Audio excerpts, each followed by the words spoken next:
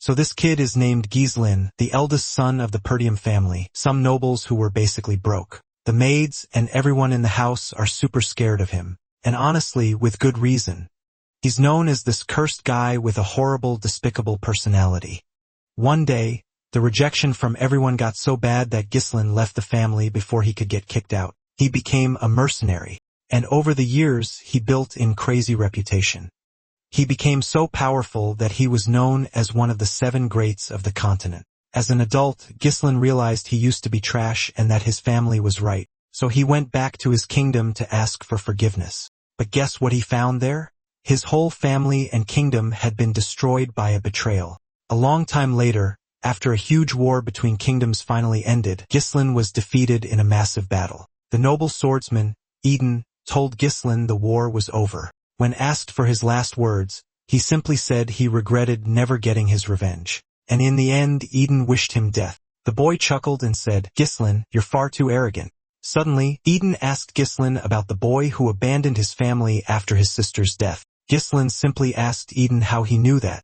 Eden admitted he was exhausted from trying to dig up Gislin's past, and he confessed they were working in collusion with the Dolphin family to bring down the Perdium family.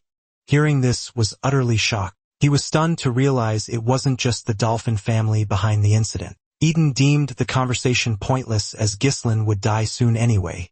The result was that Gislin had never been so furious in his entire life. And right there, Eden defeated Gislin, the mercenary king. But instead of dying, Gislin's body felt weird. He was young again, and he saw all his past memories flashing by, especially of his sister who died young back when he was useless rebel. Then, Gislin woke up in a room. Looking at his hand, he was sure he had just died. His body felt like it was going to explode with pain, so he actually thought it would have been better to stay dead. Just then, the door swung open and someone walked in.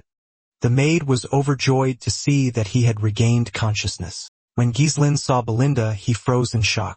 She told him she had been worried sick and that he should have left the orcs to the soldiers, but he cut her off by rushing over and hugging her tightly. Surprised, she asked if she had done something wrong. Belinda was Gislin's personal tutor, and the only one who put up with his antics until the very end. But after his family's fall, she vanished, and he never saw her again. She couldn't understand why he was so happy to see her, since they saw each other every day. Gislin felt he had to tell her the truth. He seriously warned her that a disaster would soon strike the mansion, leaving her stunned. But he also wanted to tell her the most important thing. Gislin told her he had returned to life after dying, and Belinda agreed that he had taken a heavy blow from the orcs. She then asked if he knew the disaster would fall on him, not the mansion. She began scolding him for being reckless, but he wasn't surprised. Belinda asked what would happen if he couldn't even attend the festival because of his injuries. Hearing this, he froze. Belinda reminded him that Helena was looking forward to the day Gislin would take her to the festival. The maid saw this as a good chance for them to get close again. Gislin then remembered a festival held around this time of year. In the past, because of everything happening, he hadn't been able to enjoy it with her. When he asked when the festival would be, she replied it was in about a week. That got him thinking.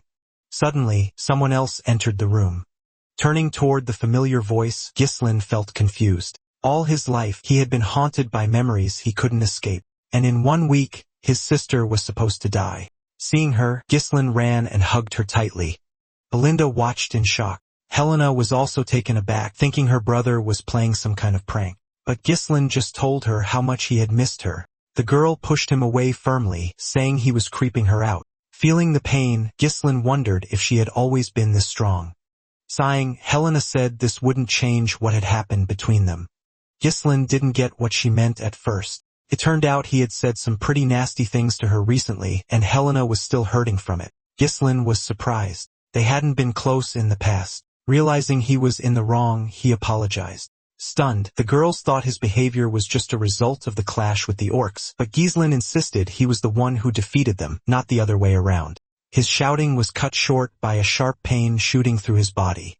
Watching him, Helena remarked that was probably why he had been dragged back to the mansion unconscious. The girls then shared a hearty laugh. For a moment, Gislin just watched them quietly. Then he smiled because the people in front of him were exactly as he remembered. In the past, he had refused to go to the festival using a failed trip as an excuse. That was the last time he saw his sister. Later, she was tragically lost along with her bodyguards. Gislin blamed himself for not being there with her. Suddenly, there was a knock at the door. 2 guards appeared looking for Helena. They apologized for the intrusion and explained that the staff needed her to oversee the festival preparations. Gislin asked why they were asking Helena to do that. Belinda explained that because they were short-staffed, even Helena had to help out sometimes. Looking at his sister, he realized that in the past, he simply hadn't cared enough to notice. Suddenly, he offered his help. Hearing this, Helena spun around surprised. The girls were once again convinced Gislin had taken a serious blow to the head. When they left, it was incredibly noisy. Helena refused Gislin's help because no one wanted to work with him around. Gislin figured Helena's body would be found far from the festival, meaning someone had dragged her there. To prevent that, he needed to find all the castle's entrances and exits. Suddenly, he heard someone's voice approaching. When Gislin saw the man, he recognized him instantly. Standing before him was an old panting man, Fergus. The old man said he came right away as soon as he heard what happened to the detachment. Helena said Gislin was acting weird, so Fergus should have taken the boy back. Gislin had to resign himself to the fact that he'd need to gather information slowly. Afterward, he asked the old man to take him to an abandoned training ground. When asked why, the young man calmly replied he was going to train. Fergus was surprised to hear that. When he took the boy to the right spot, Gislin was stunned. Turns out the place was even better than he'd imagined. It was a perfect spot for his training, one he hadn't found in all his years as a mercenary. The old man said they'd been monitoring the preparations for the place because Fergus was sure Gislin's difficulties would resolve themselves with time. Suddenly, Gislin realized Fergus had been just like this in his past life. Thinking about it, the young man grew depressed. He replied that he wanted to live a long life and that death wasn't for him, which made Fergus feel as if the boy had already experienced death. Gislin sarcastically shot back that he had indeed died and been reborn. When Fergus thought it was a joke, Gislin bid him farewell. Gislin reflected on how he'd always been hostile to those around him, but in reality he was simply blind. But now he knew he had 1 week before everything started to fall apart. They discovered that one of the neighboring feudal lords was behind Helena's death. And because of that, Perdium got embroiled in a war it lost. Gislin knew Helena's death was the starting point for everything. That's why he decided to start fixing it. He decided to start by taking care of his own body, even without much time. But even so, Gislin intended to open the path of mana. Mana was a supernatural force that allowed people to push past their limits. Releasing and accumulating mana was considered a tough task, but Gislin could do it even in the thick of battle. All he needed to do was feel the mana particles and gather them in one place. For a man who had fought in tens of thousands of battles, creating a mana core was easy. But that wasn't the only thing that allowed Gislin to become one of the strongest. It was also thanks to the method he read about in the book he found. And because of that, the guy managed to create multiple mana cores. And all 3 were interconnected.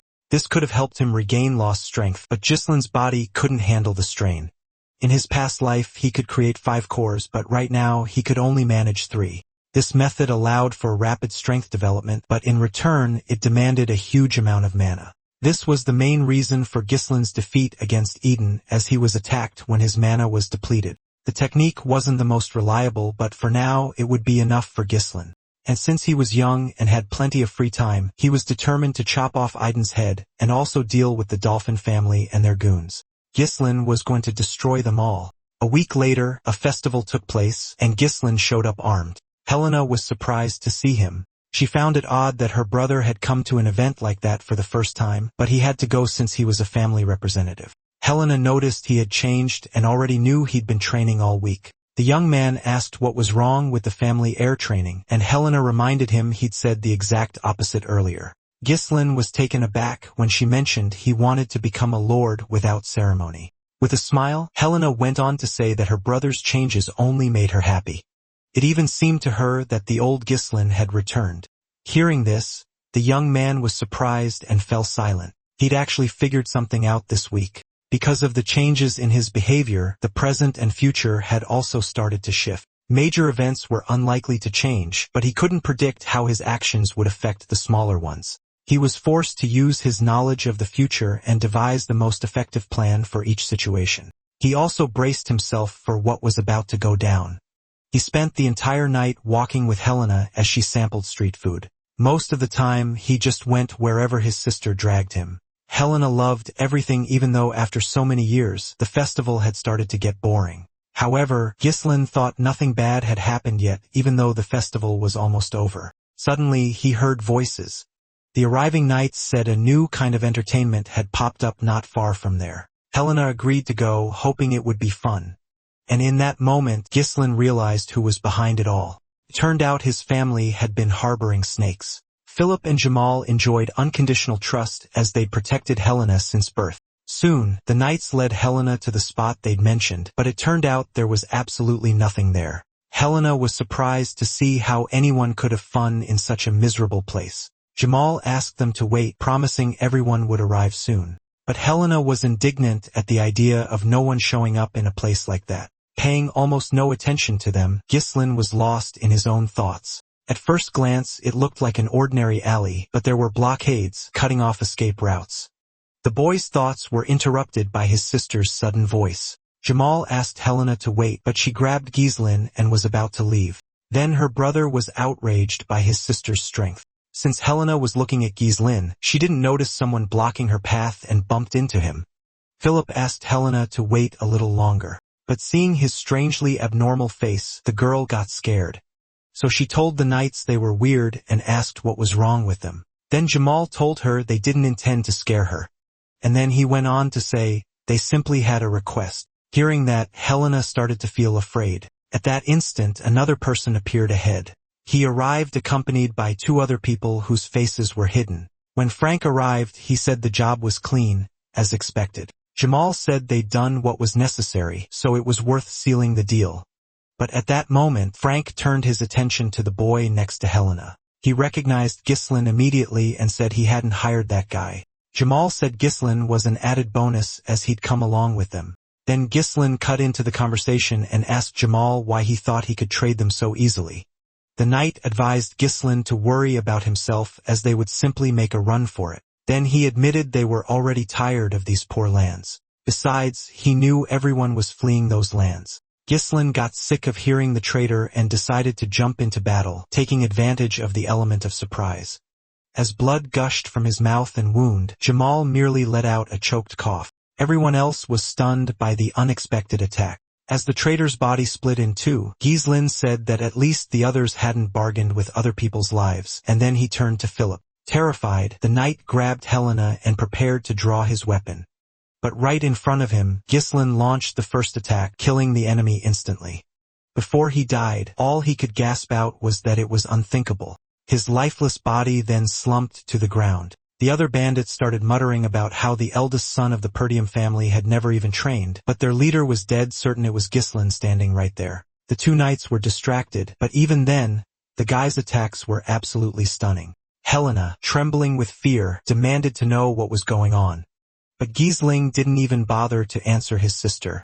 With one swift brutal move, he simply knocked his sister out cold. He scooped her up and gently laid her down on the ground. When they thanked him for doing their dirty work, Ghislain finally turned. The man said they wanted to get rid of the knights regardless, adding that Ghislain was nothing like the rumors. The bandit then suggested Ghislain was deliberately hiding his true skills. Ghislain drew his sword and asked what any of that had to do with them. Gripping his sword, he mentally noted there were only 3 opponents left. The 2 behind him posed no real threat, but the leader himself was radiating immense mana. Because of this, Ghislain decided it was best to deal with him swiftly. Before that, he demanded to know who gave the order, but the thief just sneered that the dead didn't need to know. Ghislain wasn't surprised by his answer at all, but after that, he was absolutely determined to make the thief spill everything. The man then ordered his men to capture the boy alive, but to break his limbs, ensuring he'd go mad with utter helplessness. With a chilling smile, the man declared that to forge a true masterpiece, one must first learn a lesson through pain. As soon as they got the order, the 2 thieves lunged forward fast. But before them, Ghislain remained eerily calm, moving with incredible agility. As the thieves charged, he hurled an object right at them. The thief immediately recognized the firecracker, but as he stared at it, he was slammed in the face. After slicing through the firecracker, Ghislain plunged his sword deep into the thief's face. Meanwhile, another thug closed in on the young man from the other side. He tried to strike, but Ghislain expertly blocked the blow. The moment the sword stopped, Ghislain twisted his arm and snatched the blade, so he turned and took her away. In that exact moment, he brandished his own sword and cut off the thief's head. As he carried out the attack, he heard a whistle coming from above. When his men were eliminated, their leader decided to intervene in the fight. But reacting to his approach, Ghislain blocked the blow again. The man didn't understand how the other guy could block the blow if they were approaching him from a blind spot. Turning around, Ghislain prepared to attack. Due to his own confusion, the man didn't see the attack which hit him in the neck. He had a cut on his neck and his pipe was also cut in half, but the man's sword continued to move. Reacting to the danger, the young man blocked the blow. Then the man recognized Ghislain's strength because if he didn't have mana, he would have already lost his head. Ghislain supposed the man must have concentrated his mana around him to avoid serious damage. The thief had no idea where the kid had gotten such skills at such a young age, but he promised him that Ghislain would die there. In that instant, mana began to glow around the man. As he attacked, he said that with Ghislain's scarce mana reserves, he wouldn't be able to win. And with excitement in his eyes, he anticipated how he would kill the guy. But as soon as he said that, a smile lit up Ghislain's face. Upon realizing this, the man was surprised. In that instant, the young man dodged and deflected the enemy's sword. And taking advantage of the enemy's confusion, he delivered a kick. After receiving the blow, the thief jumped back several meters. Despite all that, he just remembered that with his mana reserves, Ghislain wouldn't win. However, as soon as he finished speaking, blood gushed from his throat. Due to the intense pain, the man fell to his knees and began to cough. The boy's blow wasn't strong, but the man presumed Ghislain had broken his enchantment. As he approached the man, Ghislain said he had never imagined there was a conspiracy behind his sister's death, and now he was furious to find out who was behind it. Ghislain was ready to kill the man right then and there. Feeling an unexpected surge of mana, the thief was completely taken aback. But his thoughts were cut short when the young man suddenly charged at him. The man had to admit his opponent was fast. Still, he managed to defend against Ghislain's relentless attacks and the fight raged on. Then, Ghislain unleashed a devastating blow. With all his might, he slammed both his swords down onto the thief's blade. The man's hands were trembling even though he was just blocking the attacks. His sword began to slowly crack. He'd never seen anyone unleash mana in such massive quantities before. It was like Ghislain had suddenly transformed into a completely different person. With one more strike, Ghislain shattered the man's sword completely. The attack was no longer blocked and the thief took a mortal wound. Blood immediately gushed from the massive wound. But that wasn't enough for Ghislain. He prepared to strike again. Then, he plunged his sword into the now defenseless thief. The man screamed in intense pain from the wounds piercing his body, but Ghislain pressed his hand against the thief's throat and shoved him back. Then, he calmly invited the man to continue their conversation. Without even flinching, Ghislain demanded to know who had ordered this attack. But the thief refused to give up so easily and pulled out a hidden knife. His real target, it turned out, was Ghislain, not the defenseless sleeping Helena. He decided he'd at least take Ghislain down with him. But just as he tried to throw the dagger, his hand froze. Trapping the man with a spell, Ghislain offered him a deal. Ghislain promised to sheath his sword if the man stopped doing stupid things and just answered his questions. The thief immediately realized the threads were made of mana, but he had no idea when Ghislain had conjured them. Turns out, Ghislain had been preparing this spell all along. Clutching his sword, the thief taunted Ghislain, saying a warrior like him could surely heal his wounds. But the young man knew that everything would end if his mana core was destroyed. Hearing that, the thief instantly tensed up. A searing pain ripped through him, and a massive crack began to spider web across his body. What truly terrified him was his mana rapidly dissipating. The man warned that one wrong move and that mana would obliterate everything in its path. Ghislain scoffed, declaring only amateurs would die, but he would find a way. The man instantly knew Ghislain wasn't bluffing. Staring into those eyes, he saw his own death staring back. Terrified, he betrayed the Count, the very man who'd ordered Helena's execution. He revealed this was Count Desmond's twisted plan to ignite a war. Ghislain, however, remained utterly unfazed. In a past life, all the dirty work had always been dumped on the Duke's allied families. Ghislain asked if that was why they needed Helena, and the man confirmed it. But as he did, the man plunged the sword even deeper. Coughing, the man choked out, demanding to know why Ghislaine had broken their agreement. Ghislaine let out a low chilling chuckle, remarking that the thief had killed many. But now facing death, he'd become a coward himself. But the man was utterly shocked to hear laughter in response. He insisted his death wouldn't change a thing and the degrade's issue was already settled. But Ghislaine forcibly silenced the thief, then decided to explain something. The guy chuckled, claiming he'd been reborn after death, and this time, everything would be different. The moment he finished speaking, he made the man feel intense pain once more. Just as he'd said, the mana erupted, but Ghislaine stood completely unharmed. Gasping for breath, Ghislaine turned his head. There he saw Helena, deeply asleep on the floor. Tossing the sword aside, the man leaned his head back and let out a heavy sigh. But in that very instant, he felt blood surge up his throat. Ghislaine collapsed to his knees and vomited. He cursed. His strength had never caused such a reaction before. Staring at the door ahead, he vowed he wouldn't give up so easily no matter what. Bursting in, he was met with a pogrom and yet another body. Ghislaine went straight for it, knowing that body existed. And if the thief's words held any truth, Ghislaine knew exactly whose body it was. Lying before him was the son of Degrade. After examining the bodies, the man concluded they had all been murdered and framed as Helena's killers. However, as soon as the deaths of these people were revealed, war would break out. So Ghislaine decided to get rid of the evidence. After setting the building ablaze, Ghislaine grabbed his sister and left. However, as they were leaving, someone was watching them, and immediately, that man decided to report everything. Soon enough, everyone realized the mission had failed. The thieves were showered with insults, but the spy tried to justify himself. He explained that Ghislaine himself had prevented Helena from being killed. Hearing that name, everyone thought of the guy as a useless idiot. Suddenly, someone said everyone knows what Ghislaine is like, so that argument held no water. The spy objected, saying the guy was nothing like what they said about him. The rumors were completely different from reality, but the spy suspected there was someone else in the boy's body.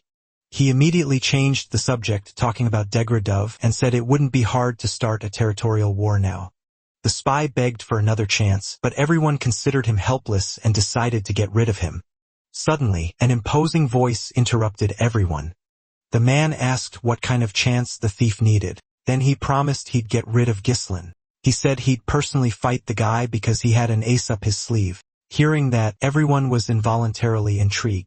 And they were talking about Cain Lodges, who was famous for his fencing techniques. And since Cain was Ghislaine's cousin, it wouldn't be hard to pit the two against each other. Hearing that, everyone was surprised but remained silent. Only the one with the greatest power decided to speak. The man warned that if the thief failed again, there wouldn't be a next chance. Upon arriving at the training center, Fergus wanted to invite the young man to lunch. But suddenly, the old man saw a brilliant light before him. A sudden light appeared engulfing the sword that was leaning against the wall, and then he began to carry the sword into the training hall.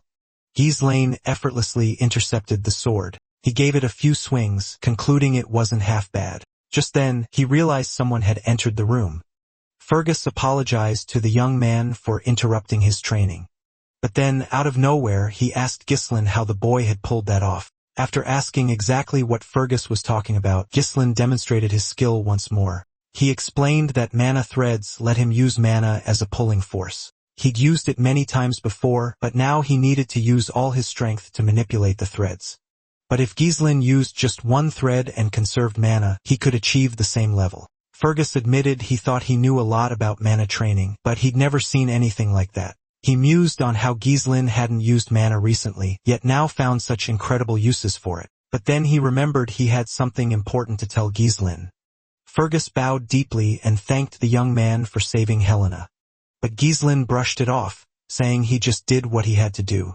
Helena admitted that no one believed her when she said Ghislaine had saved her. So she asked her brother to tell everyone, but he flat out refused. Belinda was furious about what the two knights had done, but she'd found them strange from the start anyway.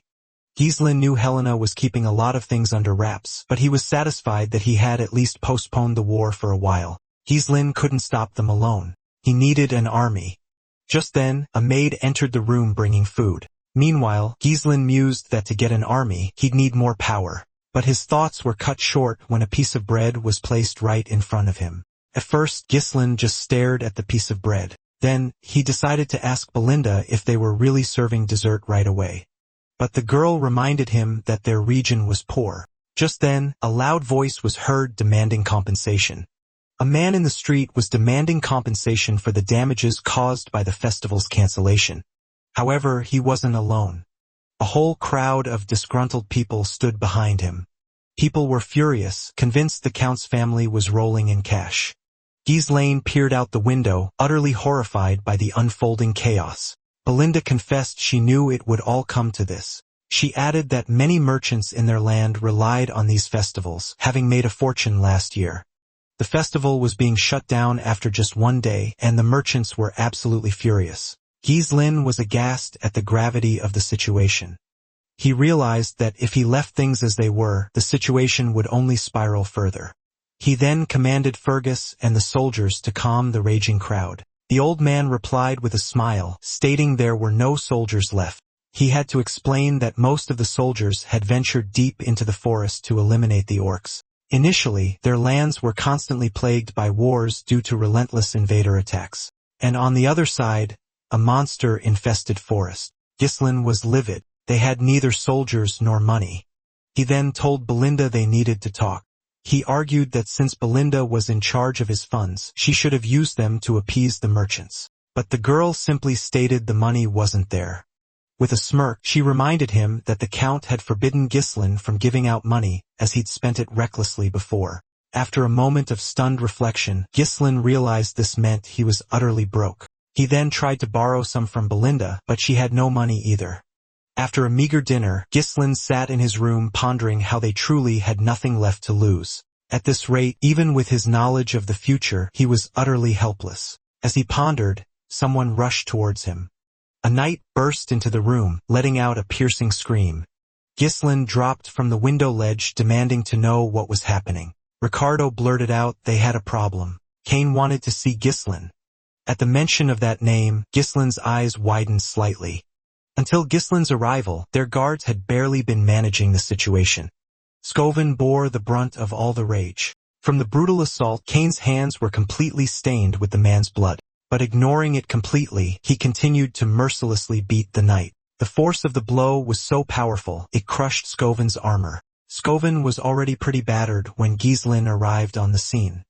Seeing the young man, Scoven trembled, whether from joy or pain, but the boy was stunned by what Cain had done to the knight.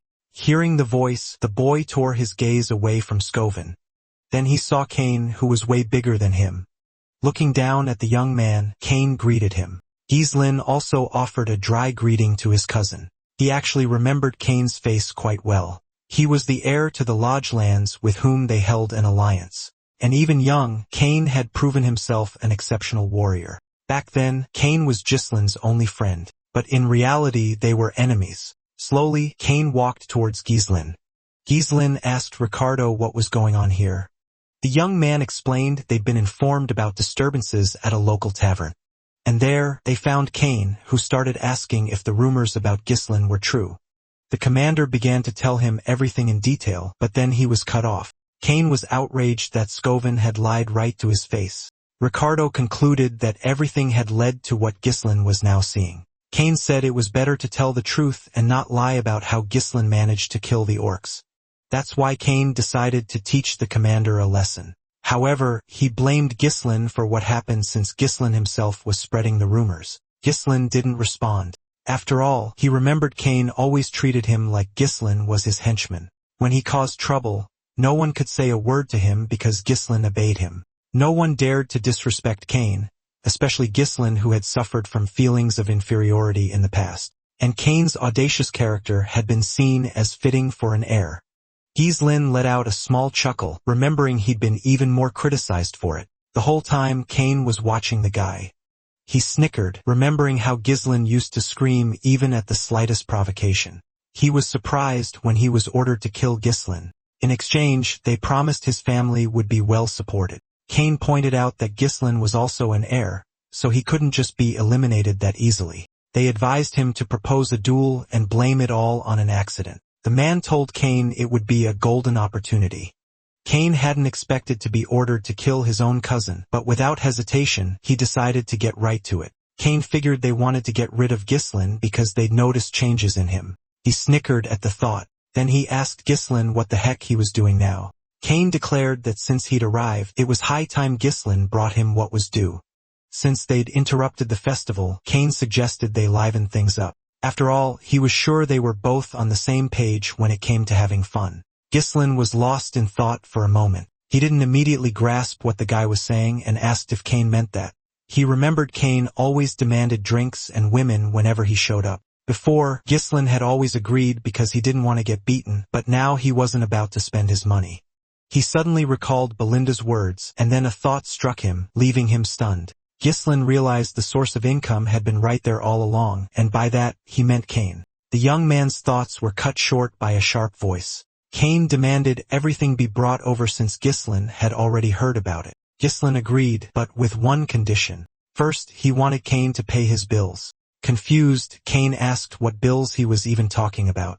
With a smirk, Ghislain said that with interest, Kane would have to cough up 1,000 gold pieces. Kane retorted, saying Ghislain should have thought he was dealing with a friend. But Ghislain shot back that he was simply wiping his feet on him. Ghislain demanded the money be given to the boy until they forcibly ripped it from him. At that moment, the situation got super tense. Ricardo couldn't understand why Ghislain was acting like that right in front of him. Standing up, Kane declared Ghislain was mistaken if he thought he could be so insolent, and he added that Ghislain hadn't gotten stronger by just spreading rumors about his victories. He squeezed his hand and said everyone considered Ghislain useless because he only spouted nonsense. So Kane decided to jump into the fray, but Ghislain remained calm right in front of him. He easily dodged the punch. Kane immediately threw another punch, but only hit air. When Kane left himself open, Ghislain managed to land a hit on his side. The blow was pretty strong and left Kane stunned. Then Ghislain attacked again, but Kane had already managed to block the kick. Seeing this, Ghislain was a bit surprised. Suddenly, the man collapsed to the ground, screaming loudly in pain. A thief rushed over to him and asked what had happened. Ghislain told him to stop complaining because he saw Kane had blocked the blow. The man told Ghislain to back off and was outraged by what the guy had done. Then everyone started wondering what was causing the commotion and Ghislain caught on. Suddenly, he realized what Kane was up to.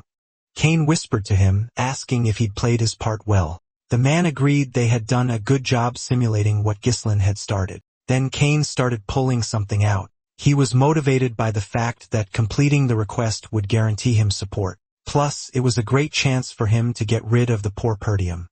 Kane pulled a glove from his pocket, wanting to challenge the guy to a duel. But before he could finish, a glove also flew right into his face. Ghislain was the first to challenge Kane to a duel. Hearing this, Kane was stunned. Ghislain said Kane dared to attack and humiliate him in public and also beat people up. He asked if Kane would deny it. There was a moment of silence. Kane knew Ghislain was stupid, but he didn't expect the guy to dig his own grave. Drawing his sword, he warned Ghislain not to regret it, but the guy remained calm in front of Kane. Then Ghislain turned to Ricardo. Suddenly, Ricardo was asked to bring all the merchants over, and he told him to say that their money would be found soon. The sudden cancellation of the festival put everyone in a bad mood, but spirits were still high because people couldn't spend their money. Ghislain decided that a good spectacle would help people unwind, and just like that, everything was set. The duel between them began in front of many spectators. Naturally, people wanted to place bets. Kane was outraged that Ghislain had turned the duel into a cheap show. And then, he warned that his sword wouldn't stop even if Ghislain started begging for mercy.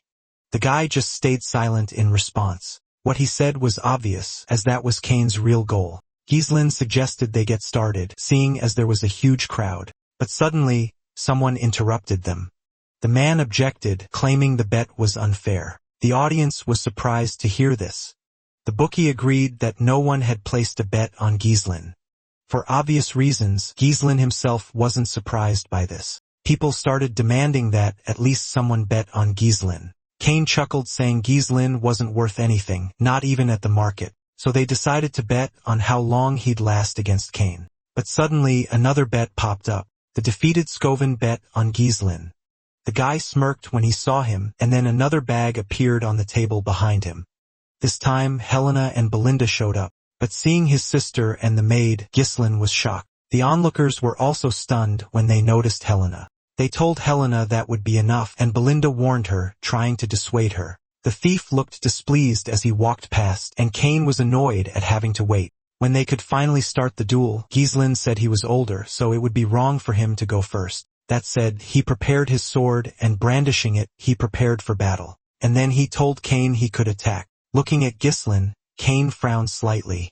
Then he said Ghislaine was a bit late to start acting like an elder. In an instant, he was on Ghislaine, but the guy managed to block his cousin's blow. Cain said the guy had stooped too low to try and save his own skin. Cain's blow made Ghislaine lose his balance. He tried to attack quickly, but the guy dodged his blows. When Ghislaine ducked, Cain tried to kick him, but he dodged and his leg kicked through the air. The observers then believed that Ghislaine wouldn't be able to withstand even a single blow. Hearing the support, Cain chuckled. But observing Cain, Ghislaine raised an eyebrow thoughtfully. Belinda was terrified and thought the duel needed to be stopped, and the thief was glad Ghislaine was doomed. Cain, after all, had an insane strength advantage. And once Ghislaine ran out of breath, Cain would deliver the final blow. This was precisely the scenario that had led Cain to victory in all his battles. In the heat of battle, Cain realized Ghislaine's skills had improved after all, so he spun his sword and grabbed it by the blade. As he struck, Ghislaine blocked the attack. But then, Cain suddenly yanked the sword towards him. Ghislaine, still holding the sword, was pulled forward with it. Then, with all his might, Cain hurled Ghislaine into the air. At this sight, the audience gasped in suspense, and Ricardo worried for the young man. Meanwhile, the thief was practically gleeful at Ghislaine's apparent demise. Once airborne, Ghislaine began to plummet rapidly towards the ground, yet Ghislaine remained eerily calm about the whole situation. As he landed, he declared he'd been lenient with Cain, but that Cain had now crossed the line. With a single swift move, Ghislaine closed the distance to his opponent. As he launched his attack, Cain had no time to block it. What's more, he didn't even have time to track Ghislaine's movements. Even the bandit was stunned to see Ghislaine regain his balance, channeling his mana into his legs. After the attack, the man exhaled heavily. He stated that Cain was terrible with weapons and simply intimidated his opponents with brute force. That's why Ghislaine wanted to open his eyes. Hearing this, Cain absolutely flew into a rage. Not understanding what such a small thing could do to him, he swung his club again. Ghislaine spun his body and delivered a powerful kick to Cain. Then he propelled himself off Cain's hand, launching into the air. He spun midair, attempting to wound Cain before landing. Enraged, Cain felt an urge to stab the man with his sword, but Ghislaine reacted instantly, dodging the blade. Next, he stomped his foot down on it, effectively restricting Cain's movements. And with his other hand still gripping his sword, he delivered a devastating blow. His attack landed on Cain's unprotected neck. For an instant, Ghislaine calmly stared at his opponent, and then blood started gushing from Cain's many wounds. The crowd immediately erupted, completely caught off guard by how the fight was unfolding. Helena proudly asked Belinda if the maid had seen that. Scoven also let out a discreet chuckle, but the thief was furious and annoyed. Cain knew the wounds weren't deep, even though Ghislaine clearly had the power to hurt him more. He couldn't understand when Ghislaine had become so skilled with a sword. For a moment, silence fell between the opponents. Ghislaine stared silently at his opponent, but then to Cain's utter surprise, he threw his sword aside. He declared that the strength difference didn't seem that great, so he'd fight with his bare hands. Naturally, this sent Cain into a rage. But Ghislaine pressed on, saying he needed to seize this opportunity to teach him a lesson, and his fist would be more than enough to get the job done. Hearing this, Cain was utterly indignant. But Ghislaine wanted to fight with his fists because it would give Cain an advantage. He even bet 2,000 gold coins that he'd win. The crowd immediately started whispering as the duel had taken a bizarre turn. The thief was taken aback by this. In fact, he was secretly pleased Ghislaine was digging his own grave. From that moment on, they started accepting additional bets. Murmurs resurfaced and many decided to bet on Cain, but there were also those who now supported Ghislaine. However, Cain just found it amusing. Accepting the challenge, he dramatically shed his cloak. But at the same time, he decided to keep his sword and attack Ghislaine. Belinda cursed and began screaming in support of Ghislaine. In that very instant, Cain had already landed a punch on the guy. The guy let out a chuckle at Cain's complete lack of common sense. He easily dodged the sword. As this unfolded, Cain prepared to kick. However, reacting swiftly, Ghislaine rapidly shifted his stance. At the same time, he landed a punch on Kane's leg, and then he prepared to strike again. This time, his fist connected with his opponent's chin. Kane reeled back in intense pain and crashed to the ground. He couldn't fathom where Ghislaine could have learned to fight like that. The crowd began to roar, and more people started believing in Ghislaine's victory. Meanwhile, the guy was telling Kane to get up because the fight wasn't over yet. Kane gradually started losing his patience. He rose from his seat and charged towards the young man. Kane continued to attack with his sword, but Ghislaine still expertly dodged the blows. In the heat of battle, he couldn't understand why. Until recently, Ghislaine hadn't even dared to look at him.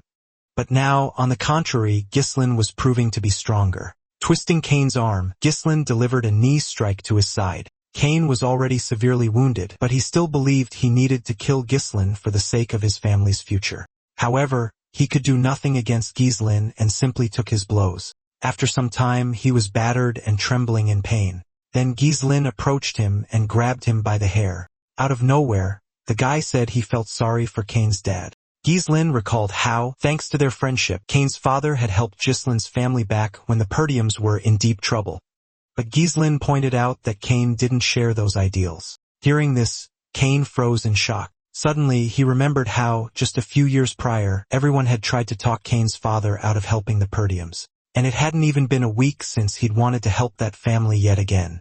Kane didn't get it and he got furious. When he asked his father not to go, his dad paused. He asked his father why he was so determined to help if everyone was trying to stop him. His father silently turned to his son and simply said he considered Ghislaine's father a friend. Kane froze as he remembered that conversation. Right then, Ghislaine wanted to hit him again. Bracing for another hit, Kane closed his eyes, but no blow came, and then Kane's voice was heard. The guy figured Kane had finally learned his lesson. For a moment, Kane stared at the hand extended to him. Then he lowered his head. He managed to murmur that he admitted defeat. Not expecting this, the man was surprised. The crowd cheered, thrilled with Ghislaine's victory. Ghislaine's family was also ecstatic about his win. Shouting Kane's name, the thug rushed towards him. He was furious that he trusted Kane, and now he was just giving up. But Kane just told the man to screw off and added that he was leaving. The man was enraged, calling Kane a coward. Just then, Ghislaine appeared behind him and spoke to the man. Ghislaine smiled and said it was time to collect what was his. The man didn't immediately grasp what he was talking about. Then Ghislaine announced loudly that the man had offered to pay for everyone's meat and drinks. Hearing this, the man became even more indignant.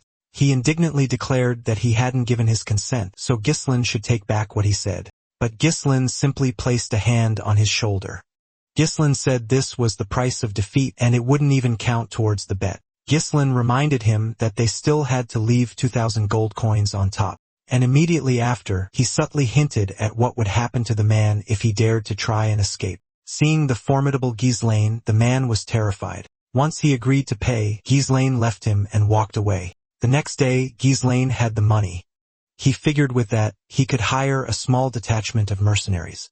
But since it would take too long to earn enough money, that plan didn't work out for the guy. Suddenly, Belinda and Helena appeared in the room. Ghislaine looked at them and asked what was up. Helena sarcastically asked what Ghislaine planned to spend it on. And when her brother asked if she needed anything, Helena replied that she was just asking. Suddenly, Belinda chimed in saying it was obvious where Ghislaine would spend it. She went on saying Lady Amelia's birthday was coming up and Ghislaine probably wanted to buy her an expensive gift.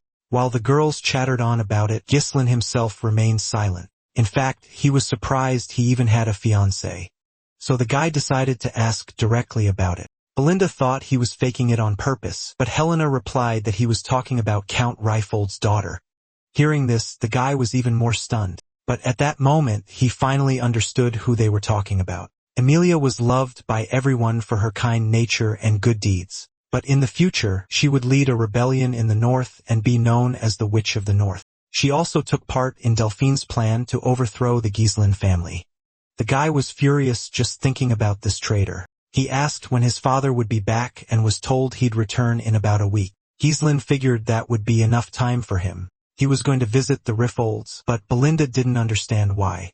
Since Amelia's birthday hadn't arrived yet, he simply replied that he wanted to collect some debts. Meanwhile, Amelia's daily life continued as usual. She had just received new shoes and she offered them to a common village girl. The girl was deeply moved when Amelia offered her the new shoes. Amelia replied that if anyone had the right to walk barefoot on her lands, it would be her. Then, she ordered the guards to provide shelter and food for the people. As the guards began to carry out the order, a noise was heard. Stepping out, Amelia was met with a chorus of thanks. Back home, her legs were tended to, and Bernard showered her with praise for a job well done. The girl then blurted out that her father always demanded absolute obedience, but she knew most people followed those who offered shelter and bread. Bernard replied that since she'd won so many hearts, he'd definitely give her the push needed to swing the inheritance dispute in her favor. The girl stared at him silent, then she delivered a swift kick to his face. She demanded to know about that duel against the Northern Swordmaster. Bernard apologized, explaining that if he'd won, he could have lured the man to their side. He then kissed her foot, vowing his sword would always serve her. But she simply asked if this was how she'd raised him. She gripped his chin hard and told Bernard not to be a weakling. He also reported that the Merchant Guild had bought all the materials for the checkpoint's construction. They'd even bought off all the soldiers and knights who'd abandoned the Perdium lands. Amelia praised him, telling him to keep up the facade of a regular merchant guild. Suddenly, their conversation was cut short by a servant. The servant announced a message from the gatekeepers. Ghislain had arrived for a visit. Amelia, displeased, demanded to know what that limping fellow was doing here. The servant hesitated, unsure how to answer the girl. Everyone was then surprised to hear Ghislain wanted to discuss something related to the Merchant Guild. Soon after, Amelia found Ghislain in the living room. Sitting opposite her, Ghislain greeted her, but she didn't respond and her cat hissed. The girl, displeased, declared it rude to enter unannounced. The young man replied he'd already decided to give her a gift. Showing a flower, he said he'd bought it from the guild storefront. He then declared he'd now decided to always buy from her guild. Amelia remained silent, a slight frown on her face. She then shot up, declaring she didn't quite grasp his meaning. Displeased, she stated Ghislain's gift was accepted, so he could leave. But Ghislain, with a smirk, told her to return to her seat. Hearing his tone, the girl froze. Turning to face him, she wondered if this was truly the same guy who used to just bleat when he saw her. Ghislain immediately stated he needed money, 10,000 gold pieces. Hearing such a sum, the girl frowned. Amelia was indignant, asking if this was meant to be her family's will, but Ghislain said it only concerned him. He then added that Amelia wouldn't marry him anyway. The girl stopped dead, frowning in surprise.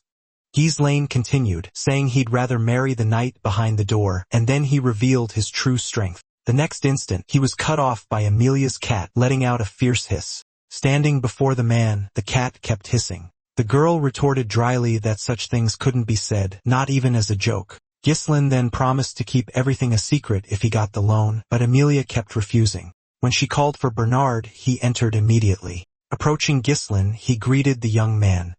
Ghislain knew Bernard was a huge support for Amelia, and he knew that even now the man possessed strength comparable to his swordmasters. Ghislain declared that if he died there, a land war would erupt. Amelia retorted that they'd make it look like the meddling intruder was killed by a bodyguard for invading the bride's quarters. She told Bernard to get rid of the guy. Ready to obey, Bernard drew his sword. Even though Amelia had gone too far, Ghislain wasn't surprised. Instead, he decided to get serious too. Preparing for the fight, Ghislain also drew his sword. As Bernard watched the young man, an ironic smile played on his lips. Ghislain was also watching Bernard, but suddenly noticed something. There was a sudden movement behind him. It turned out they decided to attack him from a blind spot, but the enemy's sword sliced through the back of the chair. The man kept advancing, and Ghislain executed a somersault. At the perfect moment, he stretched out his legs, striking the man. A loud crash followed as the window shattered, hitting the man and his chair. Seeing this, Amelia and Bernard were stunned. Ghislain was outraged that they'd sent an assassin to kill him. Declaring their hospitality abysmal, he braced for a fight. Then the opponent's swords clashed in battle. Ghislain dryly remarked that good manners weren't taught in the Riffold household. Bernard retorted that Ghislain was the first to show disrespect, and he believed Ghislain had no right to a warm reception after that. Bernard tried to strike Ghislain, but the boy dodged. Ghislain spun around and tried to kick, but missed. Then he kicked with his other leg and hit his mark. Bernard reeled back from the powerful kick. He'd known Ghislain as someone with no skills, but now it was clear the guy was highly skilled. Interrupting his thoughts, Amelia told Bernard to get serious. She demanded he move and bring her Ghislaine's head. At her glare, Bernard froze for an instant, but then he got serious and prepared to kill Ghislaine. Ghislaine just chuckled. Realizing a common knight had behaved that way with him, Bernard retorted that it was just an invitation to fight. Then both opponents braced themselves for a firm attack. Bernard was the first to close in, reaching Ghislaine in an instant. But reacting quickly, Ghislaine pulled back slightly and dodged. However, Bernard's attack left a small cut on the boy's cheek. Bernard proved to be quite fast. Then they began fighting in earnest, constantly dodging and striking each other. Watching them, Amelia couldn't understand how Ghislaine could fight Bernard on equal footing, but suddenly, she frowned. Meanwhile, the battle only intensified. Ghislaine blocked the sword that was dangerously close to his face. He then stepped forward and tried to strike Bernard. Luckily, Bernard managed to avoid the blow, and then he decided to pin the guy's sword. As he did so, he tried to pierce Ghislaine with his blade. But Ghislaine just asked why Bernard was doing that again. With that, Ghislaine leaped into the air. But as he did, he realized something had changed. A massive amount of mana began to emanate from Bernard. Bernard replied that those techniques hadn't worked on him the 2 times they'd been used. Then he managed to repel Ghislaine's attack and knock the boy to the ground. Powerful, and Ghislaine grimaced in pain.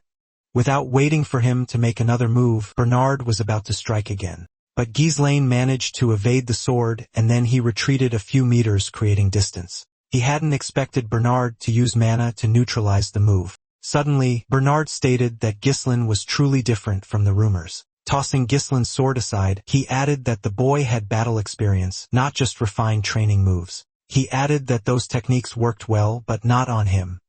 Bernard was then certain it was all over for Ghislaine. Ghislaine had already realized they'd crossed the line.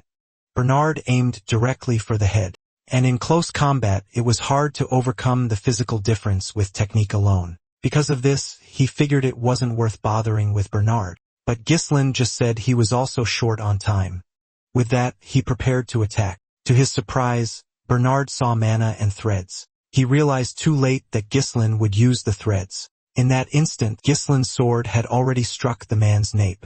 With a swift move, Ghislaine closed in on Bernard, and he slammed his knee into Bernard's face with all his might. Bernard staggered back, not understanding how the boy had done that. At that moment, Amelia also began to worry about her knight. Then Ghislaine had already drawn his sword and was ready to strike. He struck with all his might, but Bernard held his ground, sword still firm. Right after, he immediately spun around. He managed to fend off Ghislaine for a brief moment, shaking off his attack. Ghislaine quickly regained his balance, landing firmly. Bernard then urged the girl to get out. After all, he couldn't guarantee her safety anymore, and was about to pull out all his trump cards. Ghislaine conceded this was the proper way to fight him. The guy admitted it had been ages since he'd faced a worthy opponent. Hearing Bernard, Amelia started to flee. She was absolutely furious that Ghislaine dared to humiliate her. She kept thinking someone had leaked info about the trade guild, and thanks to the rumors about Ghislaine, she just assumed he'd gotten lucky back then. But now she realized just how wrong she'd been about him. She wondered aloud what the guards she'd stationed were even doing. But as she rounded the corner, she saw all her people had been utterly defeated. A girl stood in the middle, turning at the sound of her voice. Seeing Amelia, Belinda greeted the girl. Amelia demanded to know who she was, but the girl simply told Amelia to shut up. In that instant, she suddenly appeared behind Amelia. The knife pressed against her throat left Amelia utterly bewildered. After ripping off the spider, Belinda was surprised Amelia was still wearing it. The girl smiled, saying she figured it was all because of the engagement. Belinda knew Amelia's family disliked her because insects constantly followed her. So she created her own to get revenge on everyone, though she wasn't sure if it was trauma or just self-affirmation.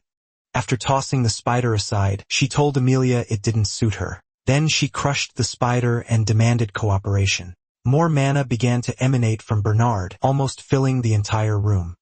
Ghislaine realized even the air had grown heavy. This mana was simply too much for him. Bernard again questioned Ghislaine, calling him a worthy opponent. And then he asked how Ghislaine could possibly consider himself an aristocrat on par with Amelia. Ghislaine confirmed he was an aristocrat, but couldn't fathom such a statement coming from a mere bodyguard. A moment of tense silence hung in the air, and then they clashed once more. Pressing his attack, Bernard demanded he not dishonor the aristocracy's name. The attacks were lightning fast, but Ghislaine still managed to block them. Still, they posed a constant grave threat. In the heat of battle, he realized Bernard was absolutely enraged. He relentlessly harassed Ghislaine with his attacks. But eventually, the guy had enough. Gripping his sword tighter, he finally knocked Bernard's blade away. Then he delivered a powerful blow, ready to strike the man down. But Bernard reacted, deciding to counterattack. In doing so, he disarmed his opponent. Ghislaine was stunned by the force of that last strike. And then Bernard declared that would be Ghislaine's final attack. In that instant, his sword was pointed directly at Ghislaine's neck. But for some reason, his face twisted into a confused expression. It turned out Ghislaine was prepared to injure himself, intentionally using his shoulder to deflect the blade. Capitalizing on the other's confusion, Ghislaine attacked back. Bernard was irritated. With Ghislaine, there was never a moment to relax. But he managed to deflect Ghislaine's sword once more, and then he kicked the guy hard in the side. The man declared there was a huge difference between someone experienced and someone who just brandished a sword to show off. Ghislaine slammed his back against the wall with full force, but he could still keep fighting. Ghislaine analyzed that Bernard's speed and attack sequence allowed him to control the battle's flow. And in a direct clash, it felt like their blades were locked, unable to be separated. Ghislaine knew that with the mana he currently had, he couldn't beat Bernard. But that was only about the mana Ghislaine had at that very moment. He realized Bernard was missing one crucial thing.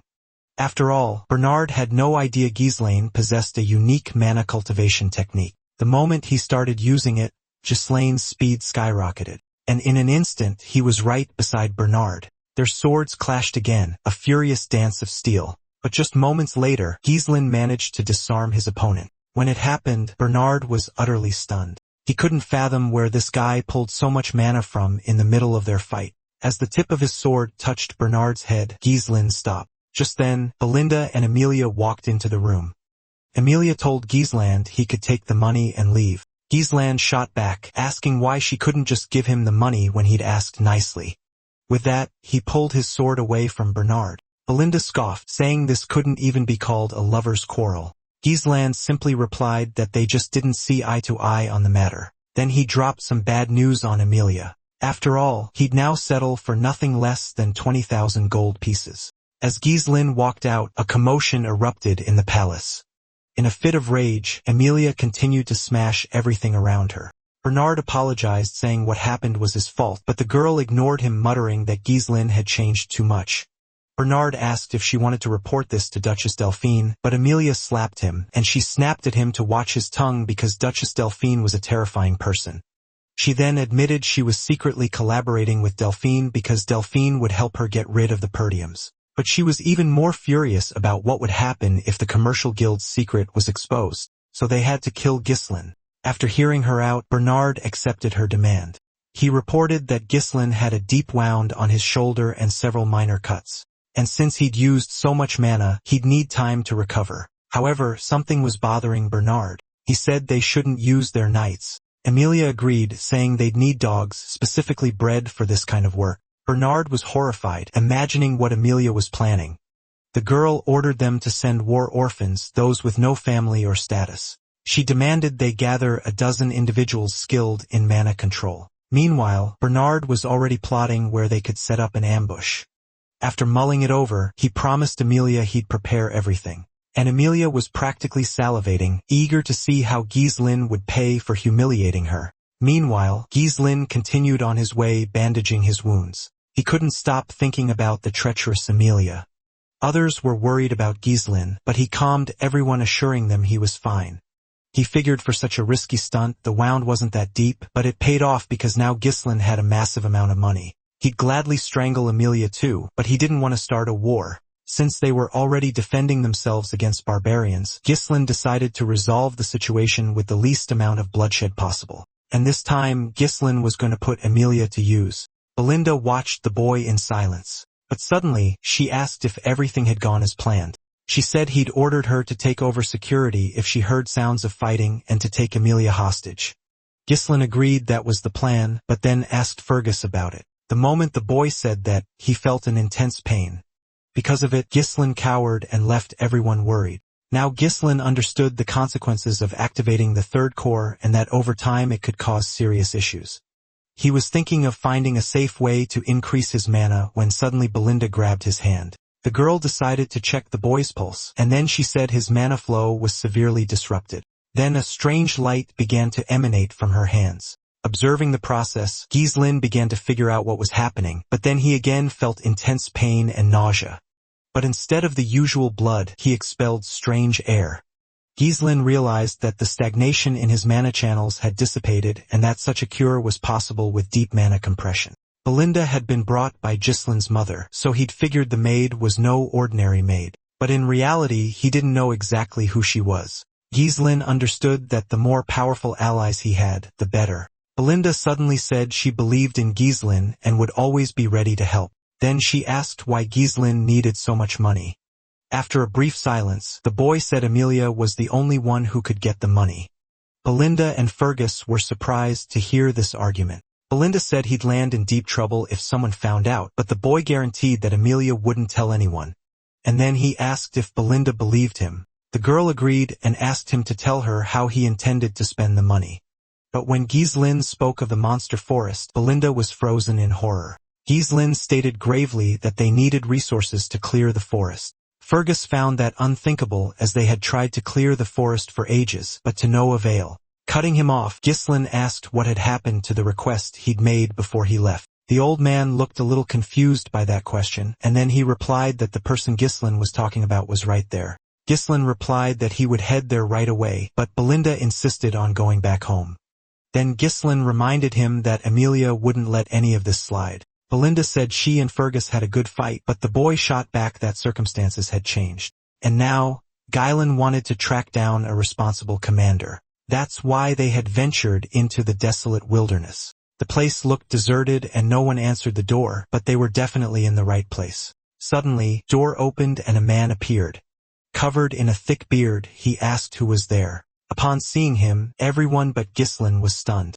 Belinda said the man looked like a wreck and definitely not a responsible commander. However, Ghislain replied that he was the very man standing right in front of them. As he slammed the door shut, the man told them to leave and not waste his time. Then Ghislain called Jillian by name, and that made the mercenary captain freeze. The man slowly turned to face the young man, and he saw how, extending his hand, Ghislain said he'd missed Jillian. Everyone was shocked to hear about the mercenary squad. The Ratatosk mercenary group was so legendary that even after it disbanded, everyone still remembered them. And their leader was none other than Jillian, whom Ghislain invited to join them. But in that very instant, an axe came flying through the air. It whizzed past Ghislain, tearing his clothes. The sudden attack left everyone speechless. Jillian demanded in a harsh tone how that guy knew about him, and he wanted to know why Ghislain had come here. Belinda told Ghislain to back off, unsure if the man was in his right mind. But Ghislain insisted he knew how to help Jillian's daughter, so he was urged to speak calmly. Patients suffered from fever and coughed up blood. Those afflicted by the disease writhed in agony until death. This is why it earned the nickname the Endless Punishment. Racked with intense pain, the girl screamed, her cries echoing through the room. As Jillian approached, she embraced her daughter. Ghislain realized it wasn't too late. In the past, Ghislain couldn't hire Jillian because she had committed suicide after her daughter's death, and judging by the state of the place, it was clear Jillian had spent all her money on the girl's treatment. The girl screamed that she wanted to die, unable to endure the agony. Ghislain realized there was no time to lose and decided to start the treatment, but suddenly someone stopped him dead. Belinda told Ghislain to leave. She questioned how they could possibly help when even the priests had failed. But Ghislain broke free, declaring he was the only one who could help. Then he asked Belinda again if she believed him. Hearing the question again, the girl was confused. Ghislain then handed her a note, asking her to buy everything listed on it. The girl was stunned by the note's contents. This disease was thought incurable, but a cure would be discovered in the future. Since the topic had been widely discussed, Ghislain remembered the antidote's preparation in vivid detail. The only problem was the ingredients were expensive, but they had the funds. So Ghislain began to concoct it, and when he finished, he handed the medicine to the man. Ghislain simply stated that Rachel needed to drink it. Without hesitation, Jillian gave her daughter the antidote. At first, nothing happened, but soon, the spots on her skin started to vanish. They were getting fewer and fewer, and the girl's face took on a calm expression. When everyone saw this, they were shocked. They were amazed to see the marks truly starting to vanish. Jillian found it hard to believe the medicine had actually worked. Gislin said everything seemed to be working. Jillian asked how this was possible since even healers with great powers were helpless. Jillian replied that the power of saints wasn't limitless, and it depended on the patient's strength and will to live. Then the man's hands began to tremble. He asked if his daughter could now be cured. Gislin said she would be cured in 2 months. Hearing this, hope flared in Jillian's eyes. And then, shocked by what had happened, he collapsed to the floor. He begged Gislin to tell him what the guy wanted because he probably hadn't come all this way for nothing. And since Jillian only had his body, he was willing to become, at the very least, a slave. Gislin replied that he only needed a true leader for the mercenaries. In that instant, Jillian looked into the young man's eyes, and he wondered what those eyes were truly searching for. The man silently ran his hand through his braided hair, and in his other hand, an axe with which he cut off a braid. When everyone looked at Jillian, they were stunned. They could barely believe their eyes. It was as if a completely different person had appeared before them. Turning around, Jillian headed to the other side of the room, and he asked if there was anyone else with Gislin, perhaps enemies. Gislin replied that everyone who came with him was inside the room. Then Jillian asked if Gislin had anyone who envied him, and the guy shot back that there'd be even more of them coming. Jillian snatched the spear and hurled it against the wall. The spear ripped a massive hole, flying straight into a tree. Then Jillian yanked the rope tied to the spear. With that, he dragged the spy right in. And as he grabbed him by the neck, the man let out a choked gasp. Jillian demanded to know who sent him. The man simply said it was impossible. Jillian then asked what to do with the man, but Gislin told him to keep quiet since the kid had already figured out who sent the spy. Gislin admitted he didn't want to get his hands dirty today. However, the man stopped him. Jillian declared he'd handle it himself. With that, he squeezed the man's throat and ended him. When it was all over, he bowed to Gislin. Belinda noticed there was no hesitation in the man's movements, but she couldn't understand why Gislin needed such a fierce man. Meanwhile, Jillian swore his life now belonged to Gislin. Gislin replied he'd be counting on the commander. Before long, Gislin's envious rivals learned the reconnaissance squad had been wiped out, but one of them managed to calm everyone down. Realizing they'd made too much noise, the soldiers apologized to the captain. The captain went on, saying it was unlikely Gislin had uncovered the spies by himself. Then he found out the guy had apparently hired Jillian. This news enraged the man, who then grabbed one of his soldiers. He angrily demanded if it was true. Trembling with fear, the man confirmed he'd seen it with his own eyes. The captain was pleased Jillian had finally shown up. Meanwhile, they were moving through the forest. Belinda complained the cart was cramped. She said Jillian wasn't into trading weapons, so a sword or an axe would be enough for him. Gislin told her to drop it since they'd need a cart to transport Rachel anyway. He asked for patience, saying all this could come in handy. Then she asked if that spy had been sent by Amelia. After getting confirmation, she declared it a problem. After all, the man wore a mask typical of the Wildcat Guild. Gislin knew that guild was illegal. They were smugglers, murderers, and drug traffickers. Belinda said they were a powerful dark guild, often having retired mercenaries among their ranks. That's why she told Gislin to be more careful. But Gislin said there was nothing to worry about. After all, Gislin now depended on Jillian. They continued on their way when suddenly someone approached them. Jillian immediately sensed the enemy's presence. However, they had the cart in their sights and were aiming for Jillian.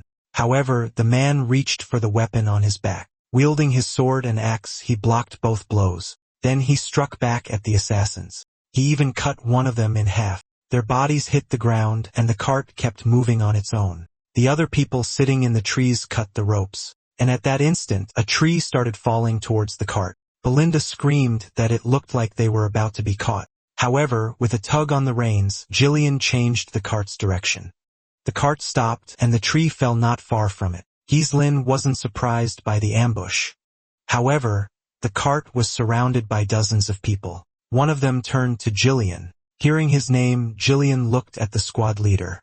The assassin called Jillian a coward, saying he dismantled the gang because of his daughter. Stepping out of the cart, Jillian said he couldn't understand the words. The assassin went on to say that because of Jillian, his life had fallen apart and that Jillian didn't even recognize his old friend anymore. Jillian remained silent. The commander then assumed Jillian was pretending not to recognize him, so he ordered his men to join the fray. Gislin offered to help, but Jillian refused. As everyone attacked the man, a huge amount of mana began to emanate from him, and in an instant he wiped out all the enemies. Undeterred, the others kept advancing. Blocking the weapon, Jillian used an axe to open up the assassin's body. He cut off the next man's hand and struck him in the neck with an axe. He also easily blocked the next assassin's attack, and with an axe swing he chopped off his own hand. The captain realized that Jillian's strength hadn't faded. Next, he ordered the detachment to split up and approach from two sides. In response, Jillian mounted his horse. As everyone watched in confusion, Jillian grabbed the weapon that was on the horse, and then, brandishing his axe, he charged forward. To give the blow more force, he gripped the weapon with both hands, and he attacked several people at once. Then one of the thieves said someone should scare the horse, but without giving them any chance, Jillian kept slaughtering them all. Seeing this, Belinda was even a little horrified. At that moment, one of the assassins decided to attack the man from above, but reacting quickly, he covered himself with a shield. The captain declared that Jillian couldn't possibly interfere with the life of the person he was already destroying, and then he swore to kill the man. Leaping back, he attacked the horse. Due to severe injuries, the animal immediately fell to the ground. When Jillian landed, they immediately tried to attack him, but he blocked the blow with his axe. Then he slammed his shield into the man's side. After the hit, the assassin leaped back several feet. He was shocked to learn Jillian was no longer Ratatosk's leader. He demanded to know who was, if not Jillian. Jillian replied that he'd left the past behind, and now he was nothing more than Gislin's assistant. This only enraged the assassin even further. He charged forward, vowing once again to kill Jillian. And with that, their battle began.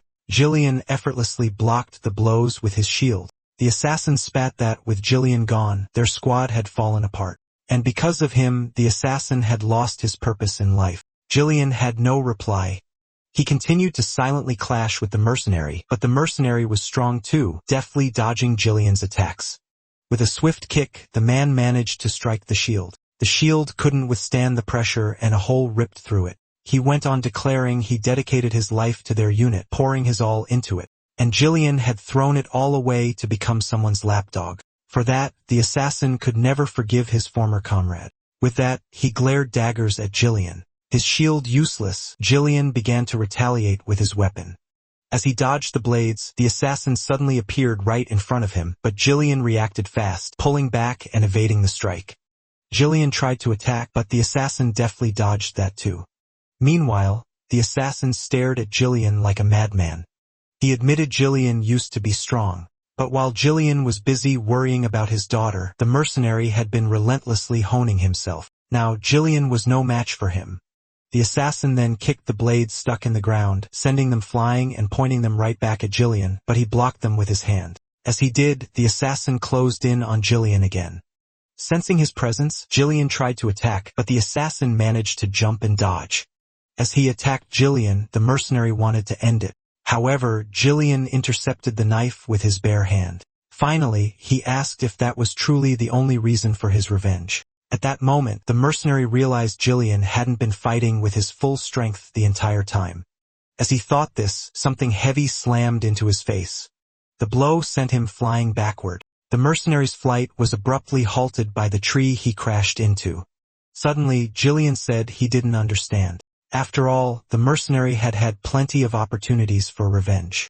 Jillian asked why the mercenary hadn't come for him sooner. The man laughed because Jillian didn't know. The man said he was the one who came, but he didn't find a leader. Just an old man he was sick of getting his hands dirty with. He asked where Jillian, the one the mercenary idolized, had gone. Jillian threw his blade to the ground and said he now serves another. But now, he would pay great homage to his old comrade, just like Commander Ratatosk. Gripping his sword, the mercenary wished for a real fight to begin. But Jillian easily blocked his strike, but the mercenary yelled that this was exactly the fight he'd been waiting for. They attacked each other with lightning speed. Jillian lunged forward and tried to attack, but his blows were dodged. The same happened when the mercenary tried to attack. But finally, one of them gave up and Jillian managed to strike the mercenary. The man's face was contorted in intense pain, but he kept fighting.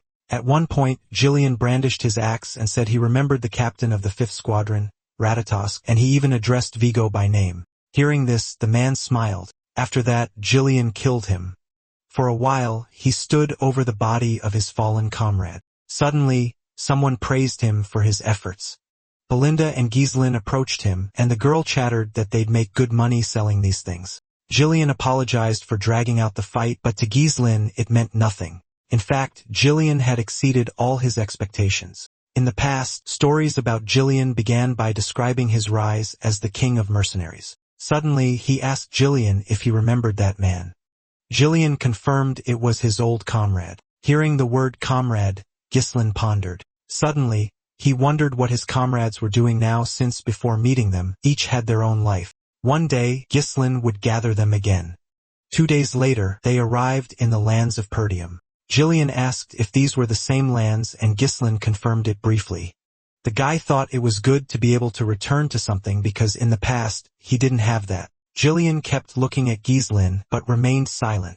Then Ghislaine asked the man what he thought of his lands, and he replied that they weren't bad. And Ghislaine agreed they were terrible. Jillian had heard these lands were constantly at war with barbarians, but everything turned out worse than he expected. Ghislaine wanted to solve these problems, so he asked Ghislaine for help. The battle promised to be long, but the young man was determined to restore the lands. Suddenly, Belinda saw something ahead and screamed. Looking at the horizon, Ghislaine's gaze also took on a touch surprise. Ahead of him, he saw the man who was his father. The councils discussed the best way to utilize the available forces, but some believed the Rayfolds were useless as they reported them attacking soldiers. Ghislaine listened to all this conversation in silence, and with a smile, he thought nothing had changed. Even though he was a young gentleman, he had decades of experience. Then the guy told everyone they had worked hard, and then he turned to his father. His father looked sternly at his son. Ghislaine remembered that as a child, he was afraid of his father because of his stern expression. But now he understood why his father was like that. It was due to the sheer weight of responsibility his father bore. His father asked where Ghislaine had been for a week. The guy replied that he had gone to visit the Rayfolds. His father asked if he had caused any trouble, but the boy said no. Then suddenly, a man said that Ghislaine had won money in a duel with Cain, and then the man asked if the young man had already managed to spend it. Ghislaine replied that he had simply gone to settle a matter with Amelia. Another man intervened and reminded him of the responsibility Ghislaine had as an heir. Then the Count interrupted everyone. Ghislaine learned from him that there were still problems. He asked if it was true that Ghislaine had killed Jamal and Felipe who were trying to sell Helena. Ghislaine immediately remembered those nights.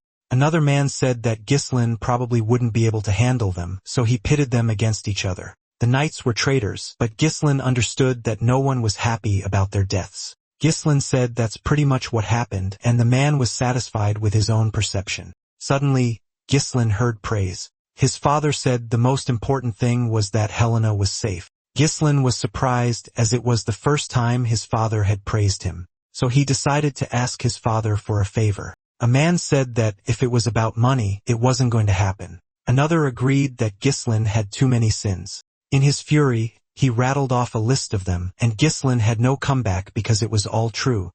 Ghislaine replied that, as a courtesy, he wanted to ask his father's permission, but he would still go ahead with the plan anyway.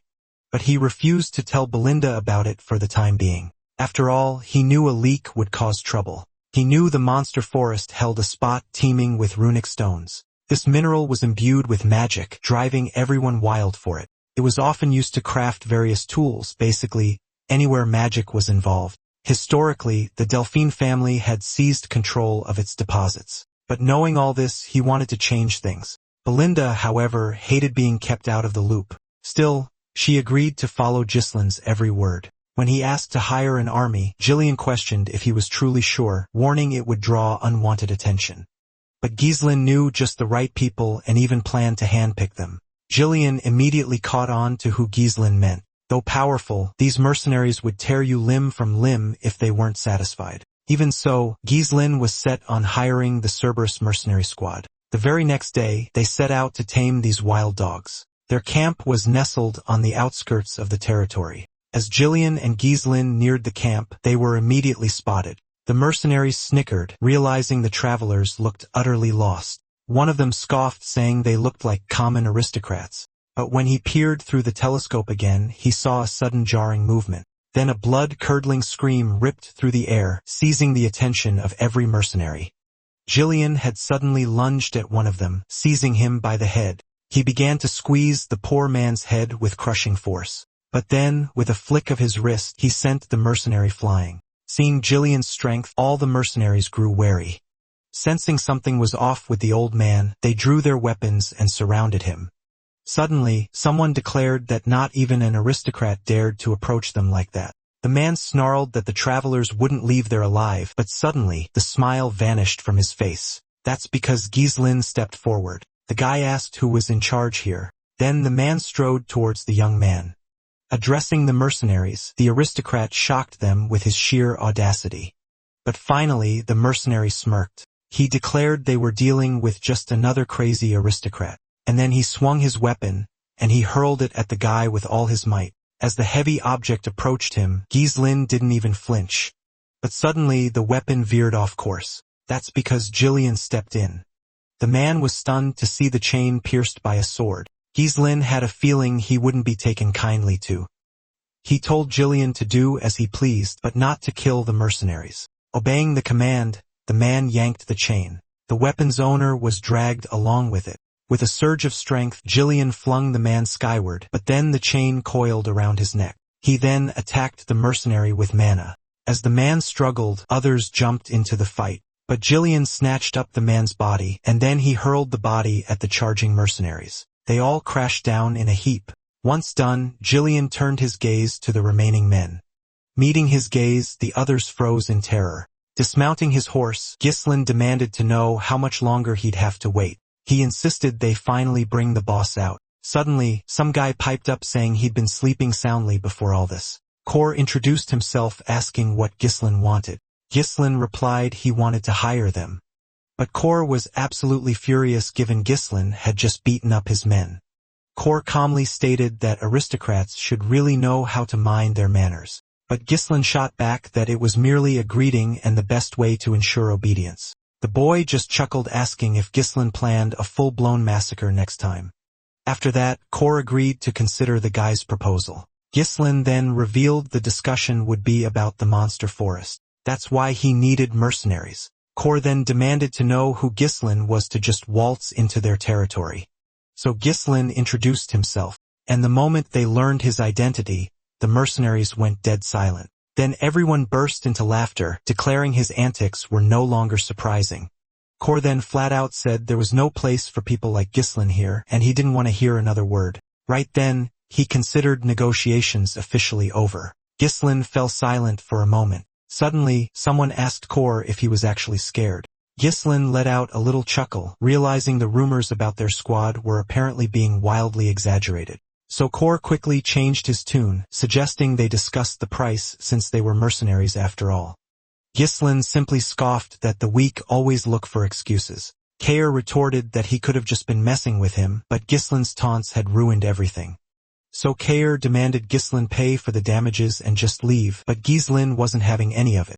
Gislin then called out to Kair, revealing he had Moriana's confession. Kair asked the guy if he even knew what that meant, and Gislin, of course, replied that he absolutely did. That was the name of a traditional duel in the mercenary world. Combatants had to fight without mana, their dominant hands bound. The fight took place within a circle, and leaving it was not an option. Many times, both participants ended up dead.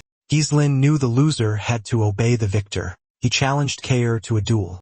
Jillian was shocked Gislin wanted to follow mercenary customs. Refusing a duel was dishonorable, so Kor couldn't back down. As they awaited his answer, the tension in the room became palpable. Finally, Kor declared that if the master wanted mercenary-style recognition, they had to respect his choice. In no time, everything was ready for the fight. After their hands were bandaged, the opponents entered the circle. Jillian watched in silence as the mercenaries roared in support of their leader. Kaur told Gislin that even if the kid learned a few tricks, he wouldn't win, and there was no turning back. When Gislin was suddenly yanked forward, he didn't expect it. Kor pulled the boy close, informing him he'd won this way 5 times already. Gislin pulled back, then declared that 5 wasn't enough. He then pulled Kor close in return. Kor replied he'd won like that hundreds of times. The moment they heard the starting signal, their attitudes shifted. In an instant, they lunged, blades aimed at each other's throats, simultaneously dodging the incoming attack. Looking at Gislin, confusion was clear in his eyes. He hadn't expected such a reaction from a mere aristocrat. Their attacks were identical. Whenever one tried a direct attack, the other blocked it. Trying to make Gislin lose his balance, Kor yanked the boy's arm. But even with his provocations, Gislin held his ground. And when Kor tried to attack from behind, Gislin dodged just in time. After that, Gislin immediately tried to attack the mercenary leader, but Kor also managed to dodge. Then Kor decided to kick his opponent. Gislin reacted, blocking the attack with his own leg. But the very next instant after blocking the attack, he felt a sharp pain in his leg. Kor realized the guy was doing well, but it was weird that he'd won hundreds of times when even winning once was tough. After the attack, he told Gislin that if a guy wants to brag, he better present something plausible. The crowd roared, cheering for Kor and demanding he kill the aristocrat. But when Jillian shot a menacing glare at the mercenaries, they immediately shut up. After subduing the mercenaries, the man kept watching, reflecting on how the fight was going badly for Gislin. The circle was too small even for one person, and mana was off limits. So everything came down to a person's weight and physical skills. His bound hands further restricted his mobility, and Gislin could barely block Kor's attacks, meaning Kor could easily take the initiative in battle. But if things got too dangerous, Jillian was ready to step in. Grabbing Gislin by the arm, Kor prepared to strike his side with a knife. However, as he delivered the blow, Gislin leaped over the guy and landed on his feet without a hitch. But at that moment, the pain in his leg flared up again. Now he was convinced that without mana, pain would just pile up in the body part he used to block a hit. Kor could tell, judging by Gilin's face, that things weren't looking good for him. He also found Gilin's attempts at resistance pathetic. But this was the most stubborn noble Kor had ever met, and Kor was sure he knew what Gilin was thinking right then. This fight was a mana-less confession. So as long as Gilin kept blocking attacks, the damage would only stack up. Gislin's leg was already starting to cramp, clear as day on his face. But Kor wanted the kid to keep fighting because that would just make things more fun. Twirling the blade between his fingers, Kor held it in a different way. Next, he threw a punch that Gislin managed to block. When Kor tried to strike his head, Gislin dodged. Kair shifted his hand's direction to follow Gislin's head, and then Gislin blocked his opponent's hand with his own. Taking the initiative, Kair managed to block Gislin's hand. Then he tried to kick, but Gislin reacted and, just like last time, blocked the attack with his leg. As he did so, a sharp pain shot through his leg. Then Kor declared it was time for them to finish this. Pointing the blade at Gislin's neck, he was about to kill the kid. Just as Jillian had planned, he drew his axe. However, at that very instant, an ironic smile crept onto Gislin's face.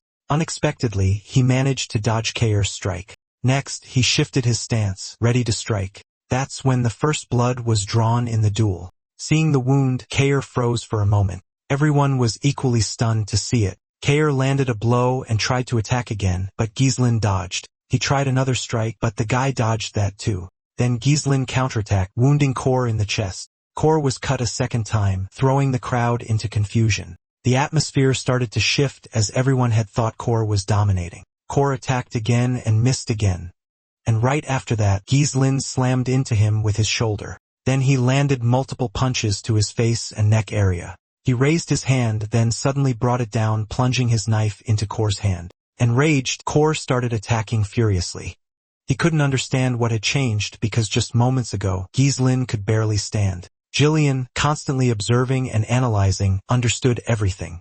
Kor's sudden movements had strained his muscles. And in his attempts to take the initiative, he was gradually losing mobility. Gislin, on the other hand, acted calmly.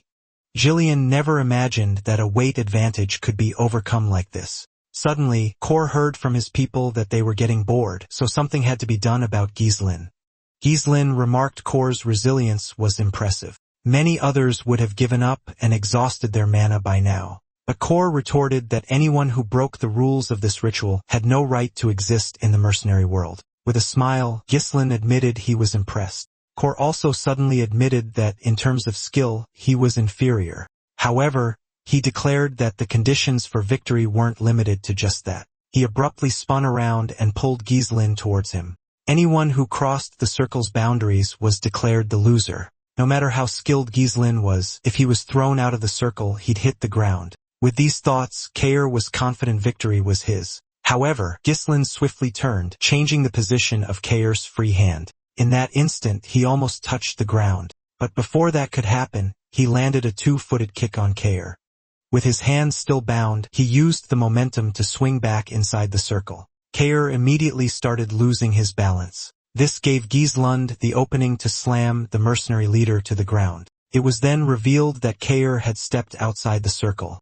Kair was absolutely furious about losing the fight. Gislin declared the victory was his.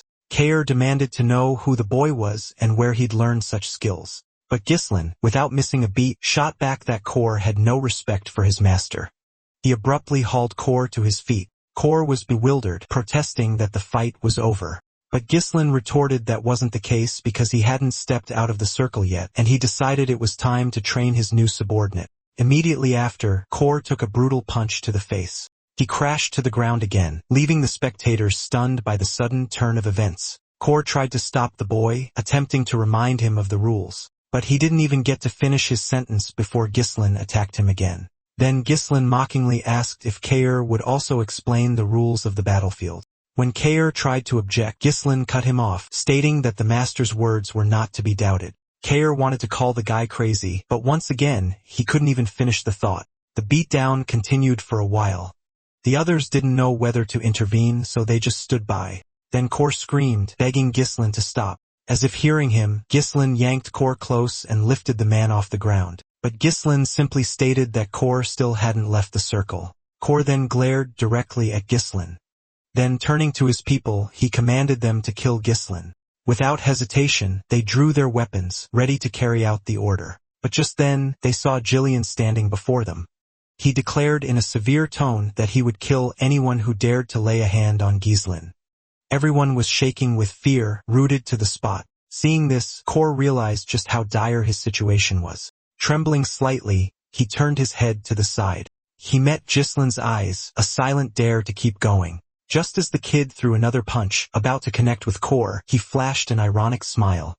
It was as if Kor had stopped resisting, simply taking the blows. Right then, he recalled how spineless and pathetic the other nobles were. The moment he intimidated those arrogant narcissists, they'd immediately grovel at his feet. And Kaur took immense pleasure in emptying their pockets. That's how he earned his rabid dog reputation, by showing off his strength. But now he couldn't fathom how he'd screwed things up so badly with the rebellious Gislin. The ground was slick with blood, and Kair lay motionless, which deeply worried his people. Gislin then wondered if that was enough. Suddenly, he spun around to the nearby mercenaries and ordered them to bring bandages and compresses. He explained that if Kor didn't get help, he'd die. Hearing that, the mercenaries snapped back to reality, ready to follow Gislin's orders. Silently, Gislain turned his gaze back to the young man. He assessed the situation with a stern gaze.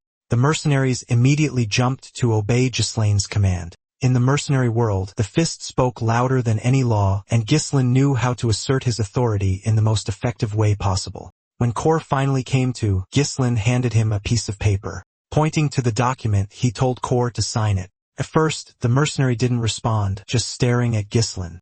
Then he simply clicked his tongue in annoyance and signed the document. Once done, he carelessly tossed the paper back to Gislin. However, Gislin didn't like Kaur's attitude when he saw that. He found it disrespectful. Kaur involuntarily turned his head and asked Gislin to take care of them. Gislin agreed, gripping Kor's hand. This instantly spooked the man who was already battered. But Gislin squeezed his hand and declared they were family now. And in his book, that meant they had to act as one. A few days later, the mercenaries gathered on the outskirts of Perdium's lands. The mercs couldn't figure out why they were meeting so early, grumbling that they barely had time to eat. Then, out of nowhere, one of them announced they were being hired by the heir to the Duchy of Perdium. Many started bickering about how they could just fleece the young lord, but there were also those who listened in silence. Suddenly, a mercenary piped up, saying they needed a representative to deal with this pseudo-employer.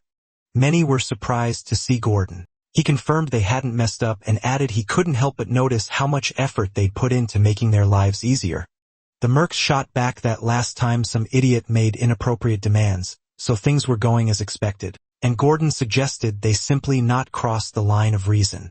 He offered himself as a representative who would subtly intimidate the employer, and the rest would simply have to agree with him.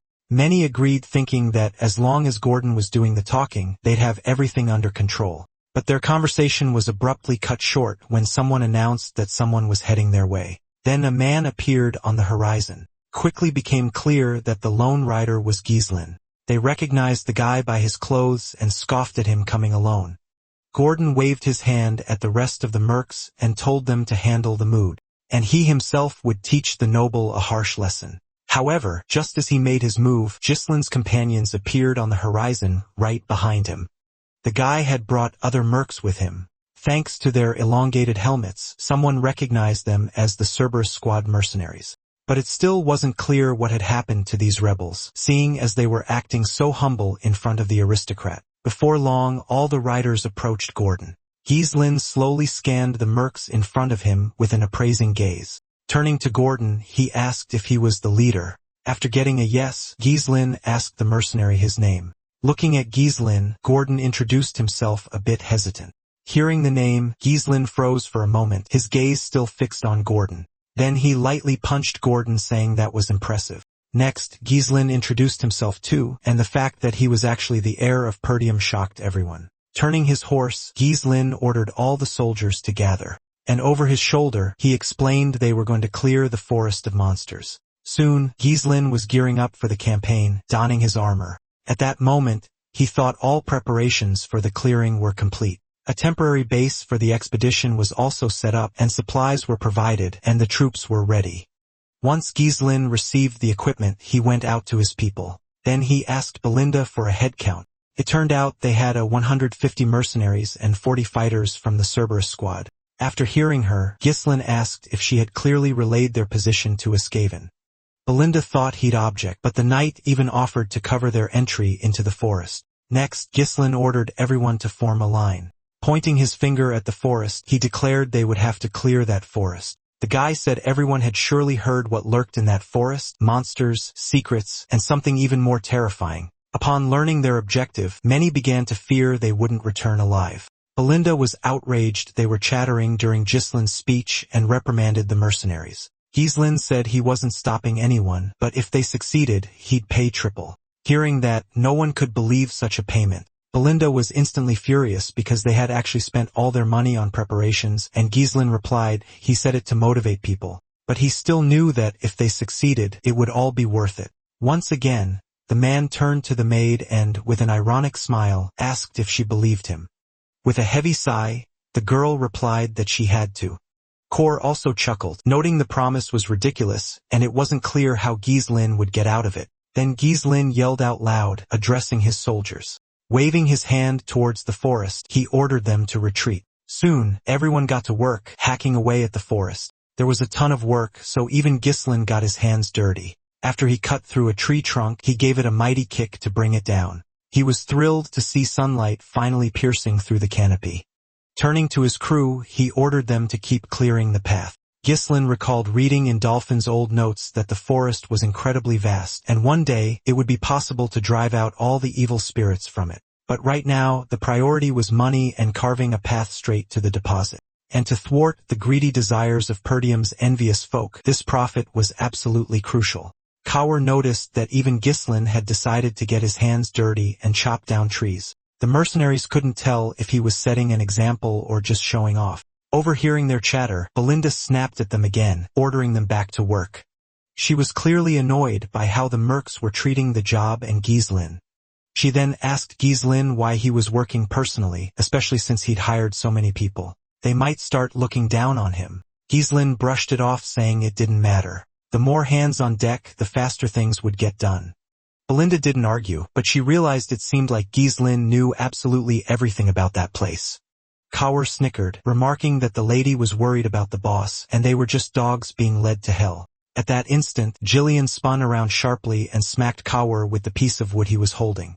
Jillian kept walking, and Kaur indignantly asked the other men if he was looking for a fight. Watching them, Ghislain mused that everything had gone smoothly so far. Delphine, who had conquered the kingdom, first focused on conquering this very forest. At first, Ghislain hadn't understood why Delphine had chosen to focus on this particular spot, but he'd learned about the fossils through the notes and was able to prepare for today's expedition. But at the same time, this calm made Ghislain start to worry. He only had knowledge, not experience, so he told everyone to stay vigilant. He also said this because the forest ahead was growing denser, and gradually people were starting to spread out further. As it grew darker, one mercenary thought it was already night, while another claimed the forest wasn't as scary as people said. They insisted it was probably just rumors. But as they chatted, Gordon suddenly stopped staring ahead in surprise. After a brief silence, he finally turned to the others. Gordon reminded them of the obvious. They had cut down a massive number of trees to get this far. No one understood why he was saying this, but everyone confirmed his words. So Gordon turned to them, asking where the path back was. The moment they heard his question, their faces instantly darkened. Just then, Ghislain's voice cut through, telling everyone to prepare. The instant he said that, every soldier drew their weapon, but some didn't react, merely asking why everyone was so tense. Ghislain turned to Gordon, telling him that if he stayed there, he'd die. Frowning, Ghislain told him to slowly back away. Gordon didn't argue. Still clutching the log, he began to turn. At that exact moment, he accidentally slammed the log into a nearby tree. Startled by the sharp crack, he dropped the log and crouched to the ground. The other soldiers were startled too, calling Gordon an idiot. But Gordon was the most terrified of all, spinning sharply towards the trees. However, nothing happened, and no further sounds broke the silence. But the others were already on high alert, sensing something strange was afoot. Ghislain remained silent, observing, waiting to see what would unfold next. Even in such a tense situation, some remained overconfident. One mercenary scoffed, saying the client got spooked by every little noise. Pointing to the trees, the mercenary declared there was nothing but trees ahead. Frowning, Ghislain told the mercenary to back off too. Otherwise, they'd both die. But the mercenary questioned why Ghislain was instigating fear, thinking he did it on purpose to control them more easily. However, in that instant, something thick coiled around his waist. Before he could even react, the man was violently yanked backward. Ghislain had known all along that these monsters' presence couldn't be sensed. No one could have predicted the appearance of the entity destined to become food, not unless they immediately understood what stood before them. Ghislain then revealed to everyone that the monster before them was an ant dino. It turned out these monsters had already surrounded them. Terrified by these monsters, the mercenaries immediately tried to escape. Everyone feared becoming their next meal, so they desperately tried to flee. Without ever looking away from the people, the monsters shot their branches out at them. In an instant, several mercenaries were snatched up. They were dragged straight into the monsters' gaping maws. The only one they couldn't get was Gordon, who miraculously clung to a rock. One of his comrades rushed over, telling him to hold tight while he tried to hack at the branch himself. He swung his axe at the branch and a loud crack echoed. Turns out the branch was fine, but the axe not so much. Before anyone could react, Gordon lost his grip on the rock and they started dragging him down. He screamed in terror, and the others could only watch, helpless. But just then, Ghislain charged in to help. Wielding his mana-infused sword, he sliced through the branch. Then, in a mid-air twist, he managed to slash the monster's eye. Blood gushed from its eye, and both he and Gordon tumbled to the ground. Everyone watched Ghislain's actions, quickly realizing the monster's eyes were their weak spot. Ghislain then roared, telling everyone to snap out of it. He ordered them to gather and raise their shields, forming an impenetrable wall against the vines. Ghislain commanded them to focus on defense and await his next orders. Moving swiftly, everyone immediately readied their shields. Meanwhile, Ghislain found Kor and demanded to know where the oil lamps were. Once he confirmed the lanterns were present, he ordered them to be hurled at the monsters to set them ablaze. Meanwhile, the soldiers were starting to panic under the monsters' relentless gaze. Waiting for the perfect moment, Ghislain finally gave the command to launch the lanterns. At his command, they unleashed a volley of lanterns at the monsters. But to their shock, the monsters used their vines to swat the lanterns away. The mercenaries were stunned, realizing that at this rate, they'd never set the beasts on fire. As the last lantern fell, the monsters retaliated, lashing out with their vines towards the people. But just then, Gisland sprang into action, easily severing the incoming vines. Belinda wasn't about to stand by idly either. Taking aim, she brandished her daggers and hurled them straight into a monster's eye. Gisland then ordered Belinda and Jillian to help Cerberus prepare for another lantern volley. Gisland himself would draw the monster's attention. Belinda was worried about him, so she told the guy to be careful. When countless vines shot his way, Gisland sliced through them with ease. But the monsters kept attacking, forcing Gisland to stay on the move to avoid getting caught. As he pushed forward, he noticed the monster had legs. Everyone was shocked, thinking Gisland would be trampled. But Gisland reacted instantly, easily severing the monster's leg.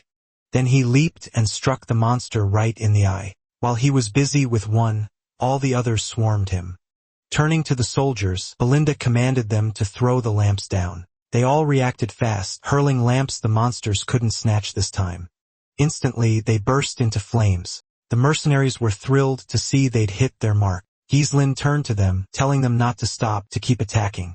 Soon after, the entire forest was engulfed in flames. The mercenaries were stunned that they were still managing to defeat the monsters.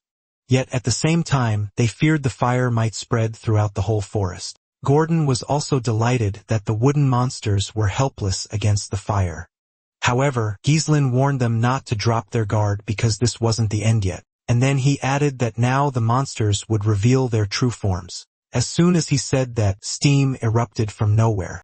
Seeing the steam, everyone immediately assumed the monsters had managed to put out the fire. Meanwhile, Belinda and Jillian approached Gisland. When Belinda asked what was happening, the boy explained that only the monster's shells were immune to fire. And when the fire hit their watery core, steam burst forth.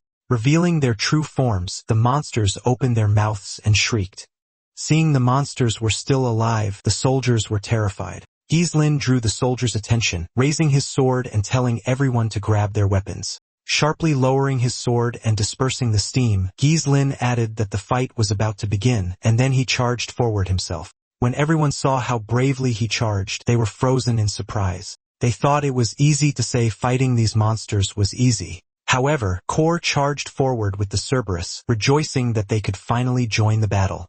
Gordon even saw his maid rush to the front, worried about Gisland. At that moment, Jillian asked the mercenaries why they had frozen, and he firmly told everyone that this was Gisland's order, meaning they had to trust and obey. Hearing this, the mercenaries were surprised, but then they decided to join the fight too, believing Gisland would still find a solution. Since the monster's shells were burned away, Gisland said they could survive without mana. He told his men that before them were just massive scarecrows that could be killed with a single blow. The next few hours were chaotic. Gisland understood that uncertainty would lead them to their deaths, and his task was to dispel the doubts among those who followed him. So he constantly pushed forward to instill in people a faith capable of turning the impossible into possible. When the last monster fell, everything instantly went silent. Everyone was breathing heavily, whispering about how they had defeated those monsters and what would happen next. Without turning to the soldiers, a sound of heavy footsteps followed, and instantly, all the soldiers lined up behind him. Gisland said that even at the forest's entrance, there were many monsters. Hearing this, everyone was scared, but Gisland simply told them to trust and follow him. The mercenaries froze, utterly awestruck by Gisland. Then they pressed on, hacking their way through the forest. Monsters? They just fought him off. After each skirmish, Belinda tended to Gisland's wounds. Suddenly, they stumbled upon a monster that looked like a giant rat. Seeing it, everyone panicked, wondering when the monster encounters would ever stop. But Kair and Gisland didn't even flinch. They charged forward, taking point. In a flash, Kair closed the distance and severed one of the rat's legs. The rat stumbled. Jillian quickly covered its fangs with her shield, and Gisland delivered the finishing blow. Gisland asked if everyone was safe. They confirmed it. One mercenary then barked at the others to stick close to their employer if they didn't want to end up dead. Jillian noted their good progress, and Kaur chimed in, "Practice makes perfect." After another quick fight, Gisland ordered everyone to keep chopping trees. But among them all, one mercenary was absolutely terrified. He looked at the others thinking, these people are insane. Before long, the mercenaries reached a lake. Seeing the water, they all rushed to it, but Belinda wasn't sure if it was safe. Ignoring her, Gisland figured everything was going according to plan so far. This lake was the main landmark on their path, so they decided to set up camp there. Chatting amongst themselves, the thieves realized the last 2 nights had been unusually quiet. When Mano suggested they all just slip away quietly, the mercenaries were outraged. He tried to explain that risking their lives like this wasn't worth it. Life couldn't be bought with any amount of money. Gordon countered that according to their employer, so leaving now made no sense. But Manos was furious that everyone believed the guy. He assumed Ghislain just wanted to curry favor by forcing them to clear-cut the forest. Another mercenary pointed out they'd already received an advance, and a mercenary's job is to do what they're paid for. Manos conceded Ghislain fought well, but still believed they'd just been lucky. He was convinced that when things got too dangerous, Ghislain would just use them as cannon fodder. Everyone fell silent. Manos intended to keep sowing discord, arguing that trying to defeat the monsters alone would be suicide. But suddenly, a mercenary spoke up, saying that without their employer, they'd have been dead long ago. He then pointed at Ghislain. Ghislain himself had treated the mercenaries' wounds and given them advice on recovery. Belinda thought it would be better to keep the expensive medicine for herself, but Ghislain stated they brought the ointment to use it. After tending to one person, Ghislain called for the next. The mercenary asked if Ghislain would really spend expensive medicine on them if he was just going to use them as cannon fodder. The others also agreed there was nothing to suggest Ghislain would abandon them. Manos was livid. That mercenary had just ruined everything for him. Ghislain told the others to stop talking and get some rest. Then he turned to Jillian and Kair. Kair asked if he was alright because if she were Ghislain, she'd have ripped Manos' tongue out. However, Ghislain told them to forget it. They had something more important to discuss. Ghislain revealed that just as he'd predicted, ever since they entered the forest, monsters had attacked them day and night. But the last 2 nights had been eerily quiet. Hearing this, the others grew pensive. Jillian realized they had entered the territory of night monsters. Ghislain confirmed her suspicion, then turned to their quiet camp. He calmly stated they were in grave danger. Everything was calm, everyone asleep, when suddenly, a rustling sound broke the silence. Gordon's eyes snapped open at the sound. He saw a lamp flying straight at him. He reacted instantly, rolling away and avoiding injury. But then, he immediately saw and felt something on his shoulder. Everyone woke up to a loud scream. They saw Gordon wildly swinging an axe, trying to fend off something. He was trying to scare away the monsters he saw. As they rushed to Gordon, he frantically replied that the monster was right in front of him, but no one understood what he was talking about, telling him there was no monster there. Gordon looked back, utterly disbelieving. Everyone started to leave, but then other mercenaries arrived and declared this was no dream.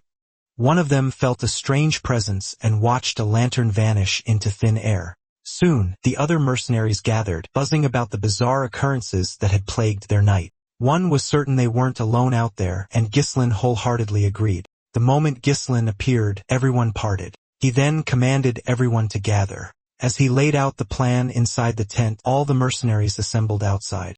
Gordon was stunned to learn they were completely surrounded by monsters despite not having seen a single one. Ghislain explained this was the monster's specialty. He even suspected they'd been tracked since the lake. These were creatures that owned the night. The failures could merge with the shadows. The mercenaries gasped, hearing they moved in hundreds and devoured light itself. But Belinda now understood exactly why the lanterns were vanishing. Core decided it would be best to strike first. However, Belinda also questioned if they could simply afford to wait.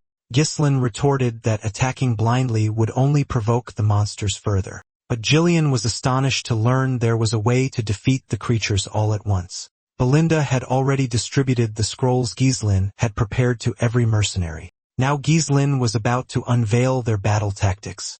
He explained that the Fowlers were systematically destroying their lanterns, effectively restricting their positions. And since they were severely outnumbered, defending the entire territory was simply impossible. Jillian, however, quickly realized the camp was strategically positioned near the lake, meaning they weren't completely surrounded. The situation wasn't desperate after all, and Ghislain firmly believed the initiative in battle was still theirs. Everyone was taken aback by this bold claim of initiative. Ghislain then proposed dividing the squad into 3 groups. The defense team would hold their ground. The shield bearers and crossbowmen would form an impenetrable wall, preventing the enemy from ever reaching the center. At that precise moment, the combat unit would concentrate its forces and launch a devastating attack from the left flank. Converging with the central forces, Core mused that if the center held, their plan just might work. But suddenly, Belinda cut everyone off. She reminded them that according to Ghislain, attacking in the dark was useless while fighting these monsters was. For a tense instant, all eyes snapped to Ghislain. After that, Core simply suggested using mana. Ghislain, however, reassured the girl not to worry for they had magic scrolls. In no time, everything was organized. The last lantern finally snuffed out and the creatures started to close in. Taking a decisive step forward, Ghislain recalled a crucial detail from Delphine's diary. The Fowlers absolutely couldn't stand light, and when they were hit with light on Ghislain's command, everyone tore their scrolls. As they did, seeing this, the monsters looked up with palpable apprehension. And in the very next instant, they were engulfed by a blinding light. The monsters writhed in discomfort and roared, unable to bear it. The oppressive darkness began to recede, and everyone realized the monsters' true forms were about to be revealed. As the light faded, the crossbowmen reacted instantly to their approach, bracing themselves for the attack. They unleashed a volley of bolts, all while receiving stern orders to stand their ground until the very end. At that very moment, Ghislain also prepared to make his move. He declared to everyone that they could now clearly see the monsters' true forms. Then, immediately, everyone plunged into the fray, and a brutal battle erupted. Spearheading the assault, Ghislain was the first to strike down the monsters. He knew the Fowlers could merge with the darkness, but they were physically frail. With that in mind, he ordered every single monster to be wiped out at all costs. Jillian nimbly dodged their relentless attacks. Meanwhile, however, there were simply too many for him to handle alone, but Belinda was right there, ready to cover him. Her mission was also to carve a path through the monster ranks. After her attack, Belinda turned to Ghislain, moving with lightning speed, ready to strike down the monsters. With a single sweeping strike of his sword, Ghislain understood that Perdium's best warriors were now with him, and the soldiers obeyed his orders without question. They killed many monsters, but there were still plenty of enemies left. The mercenaries couldn't figure out where all these monsters were coming from. They couldn't keep up with the defense anymore, and the monsters caught up to them. However, that's when Ghislain and the others arrived. After slaying the monsters, Ghislain praised his soldiers. Seeing the young man, everyone was thrilled by his arrival, knowing that with him, they certainly wouldn't be lost. Immediately, Ghislain ordered them to expand their formation and surround the monsters from all sides. Under enemy pressure, the Fowlers started trying to escape. Seeing this, the mercenaries were surprised. Ghislain frowned, realizing the Fowlers hadn't waited for an ambush. They were smart, so he ordered Belinda to find their leader who should have horns on his head. She suggested simply letting the monsters go, but Ghislain replied that they would keep chasing them until they were exhausted. And since they couldn't handle another fight, Ghislain wanted to end it all now. Hearing this, Belinda was silent at first as Ghislain had changed so much. But she immediately snapped out of it and accepted the order. She launched a grappling hook that wrapped around a tree branch. She managed to propel herself off the ground and soar into the air. This was enough to see all the monsters. She finally found what she needed. She immediately aimed and wanted to tie him up with a rope. Thanks to her precision, the rope wrapped perfectly around the leader's neck. And then hearing her, Ghislain prepared to kill the leader. With a swift move, the blow was severe. In its last moments, the monster screamed in pain. When the other Fowlers saw this, they also screamed but didn't attack Ghislain. With the leader dead, Ghislain ordered the other monsters to be eliminated. Everyone rushed forward, unwilling to yield to anyone in military merit. Their fight continued until dawn. Only then did Ghislain strike down the last Valor. Everyone fought well. Upon learning of the victory, everyone cheered with joy. Everyone was extremely happy with this victory. Those closest to Ghislain asked him if he was okay. Ghislain also praised them.